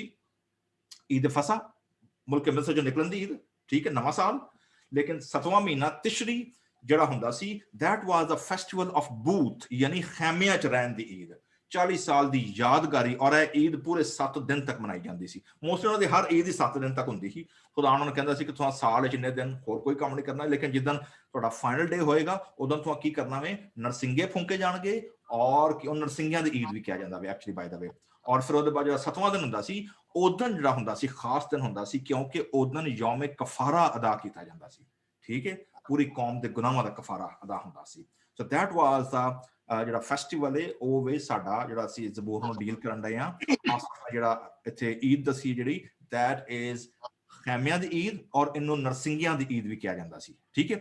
ਨਰਸਿੰਗੇ ਕਾਹਦੇ ਬਣਦੇ ਹਨ? ਤੁਹਾਨੂੰ ਪਤਾ ਵੀ ਨਰਸਿੰਗੇ ਕਾਹਦੇ ਬਣਦੇ ਹਨ? Anybody have idea? ਸਿੰਘਾਂ ਦੇ ਮੇਂਢੇ ਦਾ ਸਿੰਘ ਹੁੰਦਾ ਹੈ ਨਾ, ਜਿਹੜਾ ਅੱਜ ਵੇਖੋਗੇ ਉਹਨੂੰ ਸ਼ਫਾਰ ਕਿਹਾ ਜਾਂਦਾ ਸੀ। ਇਟਸ ਅ ਹਿਬਰੂ ਵਰਡ ਇਜ਼ ਸ਼ਫਾਰ, ਔਰ ਸ਼ਫਾਰ ਦਾ ਮਤਲਬ ਮੇਂਢੇ ਦਾ ਸਿੰਘ ਲੈਣਾ ਵੇ, ਔਰ ਉਹਨੂੰ ਜਿਹੜਾ ਨਾ ਸ਼ੰਖ ਬਣਾ ਕੇ, ਜਿਵੇਂ ਸਾਡੇ ਇੰਡੀਆ 'ਚ ਨਹੀਂ ਫੂਕਿਆ ਜਾਂਦਾ ਸ਼ੰਖ, ਪਤਾ ਉਹਦਾ ਹੁੰਦਾ ਵੇ, ਸੀਪ ਜਿਹੜਾ ਹੁੰਦਾ ਵੇ ਸਮੁੰਦਰ 'ਚੋਂ ਨਿਕਲਦਾ ਵੇ। ਐਂਡ ਜੀ ਜਿੰਨੇ ਕੈਰੀਬੀਅਨ ਕੰਟਰੀਜ਼ ਨੇ, ਉੱਥੇ ਵੀ ਤੁਸੀਂ ਵੇਖੋ ਕਿ ਸ਼ੰਖ ਫੂਕਦੇ ਨੇ ਜਿਹੜਾ ਹੁੰਦਾ ਨਾ, ਤੇ ਉਹਨੂੰ ਫੂਕਿਆ ਜਾਂਦਾ ਵੇ। ਸੋ ਇੰਟਰਸਟਿੰਗਲੀ ਜੀ, ਗਤੀਤ ਕੇ ਸੁਰ ਪਰ, ਔਰ ਗਤੀਤ ਦਾ ਹੱਥ ਸੁਖਿਆ ਵੇ ਕਿ ਗਤੀਤ ਦਾ ਮਤਲਬ ਹੈ ਵੇ ਕਿ ਜਾਤ ਦਾ ਇਲਾਕਾ, ਯਾਨੀ ਜਿੱਥੋਂ ਜਾਤੀ ਜੂਲੀਅਤ ਵੀ ਸੀ, ਜਾਤ ਦਾ ਰਹਿਣ ਵਾਲਾ ਸੀ, ਠੀਕ ਹੈ। ਤੇ ਉਹਦਾ ਨਾਮ ਜਾਤੀ ਇਸ ਲਈ ਪੈ ਗਿਆ, ਜਿਵੇਂ ਸਾਡੇ ਹੁੰਦਾ ਨਾ ਕਿ ਜੀ ਰਾਹਤ ਇੰਦੌਰ ਤੋਂ ਰਹਿਣ ਵਾਲਾ, ਰਿਆਸ ਕਸ਼ਮੀਰ ਤੋਂ ਰਹਿਣ ਵਾਲਾ, ਠੀਕ ਹੈ ਨਾ। So that's how the name title goes with the city or the village name ਜਾਂ country name ਜਾਂਦਾ ਹੁੰਦਾ ਸੀ। ਸੋ ਗਤੀਤ ਦਾ ਮਤਲਬ ਹੈ ਜੀ ਐਸਾ ਸਾਜ਼ ਜਾਂ ਐਸੀ ਟਿਊਨ ਜਿਹੜੀ ਗਤੀਤ ਜਾਂ ਜਾਤ ਦੇ ਇਲਾਕੇ 'ਚ ਜਿਹੜੀ ਹੈ ਉੱਥੇ ਵਜਾਈ ਜਾਂਦੀ, ਜਾਂ ਉੱਥੋਂ ਦੇ ਲੋਕਾਂ ਦੀ ਉਹਨਾਂ ਦੀ ਪਹਿਚਾਣ। ਜਿਵੇਂ ਤੁਸੀਂ ਵੇਖੋ ਸਾਡਾ ਰਾਜਸਥਾਨ ਦਾ ਮਿਊਜ਼ਿਕ ਜਿਹੜਾ ਵੇ, ਇੱਕ ਠੱਕ ਪਛਾਣ ਲਈਦਾ ਕਿਉਂਕਿ ਸਰੰਗੀ ਵੱਜਦੀ ਹੁੰਦੀ ਹੈ ਤੇ ਨਾ ਰਿਦਮ ਦਾ ਵੇ ਫਰਕ ਹੈ। ਐਂਡ ਜਿਹੜਾ ਸਾਊਥ ਦਾ ਵੇ ਲੁੰਗੀ ਡਾਂਸ ਦਾ ਵੇਖਿਆ, ਲੁੰਗੀ ਡਾਂਸ ਦਾ ਜਿਹੜਾ ਰਿਦਮ ਸੀ, ਰਿਦਮ ਪੈਟਰਨ, ਠੀਕ ਹੈ, that's entirely everybody no oh yes that is south, ਠੀਕ ਹੈ। ਸਾਡਾ ਪੰਜਾਬੀ ਢੋਲ ਡਗਾ ਜਿਵੇਂ ਵੱਜਦਾ ਵੇ ਜਨਾਬ, ਜਿਵੇਂ ਹੀ ਆਪਣਾ ਵੱਜਦੀ ਹੈ ਠੱਕ ਪਤਾ ਲੱਗਦਾ ਓ this is Punjabi. So that's the idea ਕਿ ਇਲਾਕਿਆਂ ਦੇ ਲਿਹਾਜ਼ ਦੇ ਨਾਲ ਜਿਹੜੇ ਟਿਊਨ ਸਨ, ਜਿਹੜੇ ਸਾਜ਼ ਸਨ, ਦੇ connected with the Geographical area. ਸੋ ਜਾਤ ਜਾਂ ਗਤੀਤ ਕੇ ਸੁਰ ਪਰ ਆਸਫ ਇੱਥੇ ਉਹਨੂੰ ਬਿਆਨ ਕਰਦਾ ਵੇ। ਸੋ ਜੀ ਜਿਹੜੇ ਪਹਿਲੀ ਆਏ ਤੇ ਦੈਟਸ ਅ ਪਬਲਿਕ ਇਨਵੀਟੇਸ਼ਨ, ਕਿਉਂਕਿ ਮਜਮਾ ਇਕੱਠਾ ਹੋਇਆ। ਅਸਾਂ ਪੜ੍ਹਿਆ ਲਾਵੀਆਂ ਦੀ ਕਿਤਾਬ ਦੇ ਵਿੱਚ ਕਿ ਪੂਰੀ ਕੌਮ, ਮਜਮਾ ਕੀ ਹੋਏਗਾ 7 ਦਿਨ ਤੱਕ ਇਕੱਠਾ ਹੋਏਗਾ। ਸੋ ਪੂਰੀ ਕੌਮ ਇਕੱਠੀ ਹੋਈ ਹੈ। ਪਹਿਲੀ ਆਇਤ ਜਿਹੜੀ ਹੈ it's a public invitation, okay, और कॉमन इन्विटेशन है। और की कह रहे वे खुदा के हुजूर जो हमारी कुव्वत है, किवें गाओ जी, बुलंद आवाज से, okay, one the full shout, क्योंकि मजमा इकट्ठा होया वे। और याकूब के खुदा के हुजूर खुशी का की मारो ललकारे, ललकारे। दैट्स इंटरेस्टिंग, ललकारे जेड़ा ना नारा मार के जेड़ा ना जोश दे नाल, खुशी दे नाल, attitude, you are gathered together as a community। और तुसी किसी आम जगह तो नहीं, तुसी खुदा दे हुजूर हो। और खुदा दे हुजूर भी नरसिंगे शोफार और फूंकिया जा रहा वे, और खुदा दावत दे रहा वे ज़बूर नबी दे वसीले के आओ। और सारा मजमा तुसी वेखोगे बार बार खुदा कहंदा वे जिहड़ी कम्युनिटी है, खुदा always talk with the community. खुदा हमेशा कम्युनिटी नूं एज अ बॉडी लैंदा वे। ਇਹ ਜਿਹੜੇ ਲੋਕ ਨੇ ਨਾ ਘਰੋਂ ਘਰੀ ਬਹਿ ਕੇ ਜੇ ਅਸੀਂ ਘਰ ਬਹਿ ਕੇ ਦੁਆ ਕਰ ਲਾਂਗੇ, ਘਰ ਬਹਿ ਕੇ ਅਸੀਂ ਫਲਾਣਾ ਕੰਮ ਕਰ ਲਾਂਗੇ, ਘਰ ਬਹਿ ਕੇ ਕਰ ਲਾਂਗੇ, ਮਤਲਬ they are totally against the divine commandment and a call. ਸਬਤ ਦਾ ਦਿਨ ਇਕੱਠਾ ਜਮਾਤ ਦੇ ਨਾਲ, ਈਦਾਂ ਖੁਦਾ ਦੇ ਲੋਕਾਂ ਦੇ ਨਾਲ ਰਲ ਕੇ, that's a communal call. God always see the body, the family, although we are individuals. ਲੇਕਿਨ ਮੈਂ ਤੁਹਾਨੂੰ ਮਜ਼ੇਦਾਰ ਦੀ ਗੱਲ ਦੱਸਾਂ, ਪੂਰੀ ਦੁਨੀਆ ਦੇ ਵਿੱਚ ਜਿਹੜਾ ਵੇ ਨਾ ਇੰਡੀਵਿਜੂਅਲਿਜ਼ਮ, ਅਸੀਂ ਚੂੰਕਿ ਵੈਸਟਰਨ ਮੁਲਕ 'ਚ ਰਹਿੰਦੇ ਹਾਂ, ਅਸੀਂ ਇੰਡੀਵਿਜੂਅਲਿਜ਼ਮ ਦੇ ਇੰਨੇ ਸ਼ਿਕਾਰ ਆ ਕਿਉਂਕਿ ਬਚਪਨ ਤੋਂ ਜਿਹੜਾ ਵੇ ਨਾ ਸਾਨੂੰ ਇੰਡੀਵਿਜੂਅਲਿਜ਼ਮ ਸਿਖਾਇਆ ਜਾਂਦਾ ਵੇ। ਸੈਪਰੇਟ ਗੱਡੀ, ਸੈਪਰੇਟ ਕਾਰ, ਸੈਪਰੇਟ ਕਮਰਾ, ਮਤਲਬ ਸੈਪਰੇਟ ਵਾਸ਼ਰੂਮ, ਮਤਲਬ ਹਰ ਚੀਜ਼ ਜੀ ਇੰਡੀਵਿਜੂਅਲਿਜ਼ਮ, ਤੂੰ ਇਕੱਲਾ ਹੀ ਰਹਿ, ਇਕੱਲਾ ਹੀ ਦੁਨੀਆ ਤੇ ਐ, ਇਕੱਲਾ ਹੀ ਜਾਈਂ ਇੱਥੋਂ, ਠੀਕ ਹੈ ਨਾ, ਮਤਲਬ ਦੈਟਸ ਦ ਆਈਡੀਆ। ਲੇਕਿਨ ਅਸੀਂ ਜਿਹੜੇ ਮੁਲਕਾਂ 'ਚੋਂ ਆਏ ਆ, ਵੀ ਆਰ ਕਮਿਊਨਿਟੀ, ਐਵਰੀਥਿੰਗ। ਤੁਹਾਨੂੰ ਯਾਦ ਹੈ ਮੂਸਾ ਨੂੰ ਖੁਦਾ ਨੇ ਆਫਰ ਦਿੱਤੀ ਸੀ ਕਿ ਬਈ ਇਹਨਾਂ ਨੂੰ ਮੈਂ ਮਾਰ ਦਾਂਗਾ, ਮੈਂ ਤੇਰੇ ਇਕੱਲੇ 'ਚੋਂ ਕੌਮ ਕੱਢਾਂਗਾ। ਮੂਸਾ ਨੇ ਕੀ ਕਿਹਾ ਸੀ? ਖੁਦਾਵੰਦ ਜੇ ਤੂੰ ਇਹਨਾਂ ਨੂੰ ਮਾਫ ਨਹੀਂ ਕਰਦਾ ਨਾ ਤੇ ਮੇਰਾ ਨਾਮ ਹੀ ਕੀ ਕਰਦੇ, ਕਿਤਾਬ ਵਿੱਚੋਂ ਕੱਢ ਦੇ, ਮੈਨੂੰ ਇਕੱਲੇ ਨੂੰ ਇੰਡੀਵਿਜੂਅਲ ਪ੍ਰਿਵਿਲੇਜਸ ਨਹੀਂ ਚਾਹੀਦੀਆਂ। That's the idea behind community, ਕੌਮ ਜਿਹੜੀ ਹੈ। ਇਸ ਲਈ ਵੇਖੋਗੇ ਜ਼ਬੂਰ ਨਵੀਸ ਜਿਹੜਾ ਵੇ ਬਾਰ-ਬਾਰ ਜਦੋਂ ਗੱਲ ਕਰਦਾ ਵੇ, ਉਹ ਤੁਹਾਨੂੰ ਬਹੁਤ ਘੱਟ ਜ਼ਬੂਰਾਂ ਦੇ ਵਿੱਚ ਨਜ਼ਰ ਆਏਗਾ, until or unless he is talking to himself। ਲੇਕਿਨ ਜਦੋਂ ਖੁਦਾ ਕੀ ਫਰਿਆਦ ਕਰਦਾ ਹੈ ਨਾ, ਉਹ ਹਮੇਸ਼ਾ ਸੀਗਾ ਜਮਾ ਯੂਜ਼ ਕਰਦਾ ਵੇ। always he use हमारे कौम पर, हम पर, हमने गुनाह किया, हमारे अबाउट, मतलब we there is no I। अही आईफोन लैके बैठे रहने, आई ते हर चीज आई ते गई। So that's the idea, मतलब बेटा ना इंडिविजुअलिज्म, बाइबल मुकद्दस टोटली रिजेक्ट इंडिविजुअलिज्म। सो वो कहते जी खुशी का नारा मारो, कौम इकट्ठी हुई है, सो इन्हों एंजॉय करो और आओ। दूसरी आयत जी है, that is a call now to the leadership team, ठीक है। और लीडरशिप टीम कौन है? Levitical leaders, those who are skilled, those who are called, those who are assigned for the ministry। क्यों? क्योंकि नगमा छेड़ो, ਤੁਹਾਨੂੰ ਯਾਦ ਹੈ ਗਾਣ ਵਾਲਿਆਂ ਦੀ ਪੂਰੀ ਟੀਮਾਂ ਜਿਹੜੀਆਂ ਤਿਆਰੀ ਕਰਦੀਆਂ ਹਨ ਪੂਰਾ ਸਾਲ ਲਾਵੀਆਂ ਦੇ ਕਬੀਲੇ ਚੋਂ, ਬਨੀ ਆਸਫ, ਬਨੀ ਕੋਰਾ, ਜਦੋਂ ਤੋਨ, ਹਿਮਾਨ, ਅਸੀਂ ਸਾਰਿਆਂ ਦੇ ਨਾਮ ਪੜ੍ਹੇ ਨੇ। ਉਹਦੇ ਬਾਅਦ ਦਫ ਲਾਓ। ਓਕੇ, ਇੰਟਰਸਟਿੰਗਲੀ ਜਿਹੜਾ ਦਫ ਹੈ ਨਾ, ਦਫ ਵਾਜ਼ ਐਕਚੁਅਲੀ ਵੂਮਨ ਇੰਸਟਰੂਮੈਂਟ, ਠੀਕ ਹੈ। And that is called to a woman those who can dance in a circle and in a community। That's not dance performance, okay। ਅਸੀਂ ਬਾਅਦ ਕਥਾ ਵੇਖਿਆ ਹੋਏਗਾ ਸਾਡੇ ਪਿੰਡਾਂ ਥਾਵਾਂ ਦੇ ਵਿੱਚ ਜਦੋਂ ਵਿਆਹ ਹੁੰਦਾ ਵੇ ਫੈਮਲੀਆਂ ਦੇ ਵਿੱਚ, ਠੀਕ ਹੈ ਨਾ, ਤੇ ਤੁਸੀਂ ਵੇਖਿਆ ਕਦੀ ਬਹੁਤ ਘੱਟ ਜਿਹੜਾ ਵੇ ਜਿਹੜੀ ਸਾਡੀ ਬੀਬੀਆਂ ਜਿਹੜਾ ਗਿੱਧਾ ਪਾਉਂਦੀਆਂ ਨੇ ਜਾਂ ਕਿਕਲੀ ਖੇਡਦੀਆਂ ਨੇ, ਜਾਂ ਜਿਹੜਾ ਆਪਣਾ ਜਿਹੜਾ ਸੈਲੀਬ੍ਰੇਸ਼ਨ ਹੁੰਦੀ ਹੈ ਕਮਿਊਨਿਟੀ ਦੀ, ਭਾਵੇਂ ਫਸਲ ਦੀ ਕਟਾਈ ਤੇ ਹੋਵੇ, ਭਾਵੇਂ ਘਰ 'ਚ ਵਿਆਹ ਸ਼ਾਦੀ ਦੀ ਹੋਵੇ, ਜਾਂ ਕੋਈ ਵੀ ਖੁਸ਼ੀ ਦਾ ਮੌਕਾ ਹੋਵੇ, that is always community celebration, ठीक है। कभी भी इंडिविजुअल नहीं होती, not that the performer, that is how community celebrate the occasion।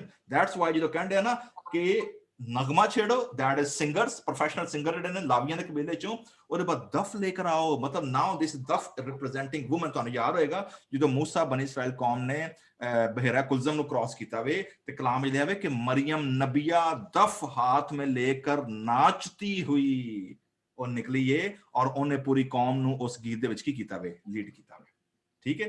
So duff represent women leadership in a praise and worship and a circular dance ਜਿਹੜਾ ਕਿ ਇਬਰਾਨੀ cultural dance ਹੁੰਦਾ ਹੈ। ਤੀਸਰੀ ਜਿਹੜੀ ਹੈ ਨਾ ਉੱਥੇ ਕਹਿੰਦੇ ਜੀ ਦਿਲ ਨਵਾਜ਼ ਸਿਤਾਰ ਔਰ ਬਰਬਤ। ਅਗੇਨ ਨਾਓ ਹੁਣ ਇੰਸਟਰੂਮੈਂਟਲ ਟੀਮ ਆਉਂਦੀ 24,000 ਸਜਦੇ ਹਨ ਹੈਕਲ ਦੇ ਵਿੱਚ 24,000 okay everybody come by their turn. ਲੇਕਿਨ ਜਦੋਂ ਓਕੇਜਨ ਹੁੰਦਾ ਸੀ everybody present in the temple 7 ਦਿਨ ਤੱਕ ਪੂਰਾ ਚੱਲਦਾ ਸੀ। ਮੈਨੂੰ ਚੰਗੀ ਤਰ੍ਹਾਂ ਯਾਦ ਹੈ ਇੰਡੀਆ ਦਾ ਤਾਂ ਮੈਨੂੰ ਨਹੀਂ ਪਤਾ ਉੱਥੇ ਕੋਈ ਇੰਜ ਦਾ ਕਨਵੈਨਸ਼ਨ ਹੁੰਦੀ ਹੈ ਕਿ ਨਹੀਂ ਹੁੰਦੀ। ਸਾਡੀ ਜਿਹੜੀ ਸਿਆਲਕੋਟ ਕਨਵੈਨਸ਼ਨ ਹੈ ਠੀਕ ਹੈ ਜਿਹੜੀ ਕਿ 150 ਸਾਲ ਪੁਰਾਣੀ ਕਨਵੈਨਸ਼ਨ ਹੈ 100 ਕੁ ਸਾਲ ਹੋ ਗਏ ਨਾ 1908 ਸ਼ੁਰੂ ਹੋਈ ਸੀ ਐਕਚੁਅਲੀ ਪਹਿਲਾ ਸੈਸ਼ਨ 1904 ਚ ਹੋਇਆ ਸੀ। ਤੋ ਸਿਆਲਕੋਟ ਕਨਵੈਨਸ਼ਨ ਜਿਹੜੀ ਹੈ ਉਹ ਪੂਰਾ ਵੀਕ ਚੱਲਦੀ ਹੈ। ਮੈਨੂੰ ਚੁੱਕੇ 3 ਸਾਲ ਤੱਕ ਮੌਕਾ ਮਿਲਿਆ ਕਿ ਮੈਂ ਆਪਣੀ ਸੈਮਿਨਾਰ ਦਾ ਜਦੋਂ ਮੈਂ ਸਟੂਡੈਂਟ ਸਾਂ ਤੇ ਮੈਂ 3 ਸਾਲ ਤੱਕ 7 ਦਿਨ ਤੱਕ ਇੱਕ ਦਿਨ ਦੇ ਵਿੱਚ 5 ਸਰਵਿਸ ਹੁੰਦੀਆਂ ਹਨ ਸਵੇਰ ਤੋਂ ਲੈ ਕੇ ਤੇ ਰਾਤ ਤੱਕ। ਇੱਕ ਦਿਨ ਚ 5 ਤੇ 7 5 ਕਿੰਨੀਆਂ ਹੋ ਗਈਆਂ 35 ਓਕੇ 7 ਦਿਨਾਂ ਚ ਮੈਂ 35 ਸਰਵਿਸਿਜ਼ ਲੀਡ ਕਰਨਾ ਹੁੰਦਾ ਹਾਂ ਸਾਹਮਣੇ ਖਲੋ ਕੇ। ਮੇਰੇ ਨਾਲ ਪੂਰੀ ਸੈਮਿਨਾਰ ਦੀ ਕੁਆਇਰ ਹੁੰਦੀ ਸੀ। ਇਹ ਮਤਲਬ 3 ਸਾਲ ਤੱਕ ਮੈਂ ਕੰਟੀਨਿਊ ਕੀਤਾ ਹੋਇਆ।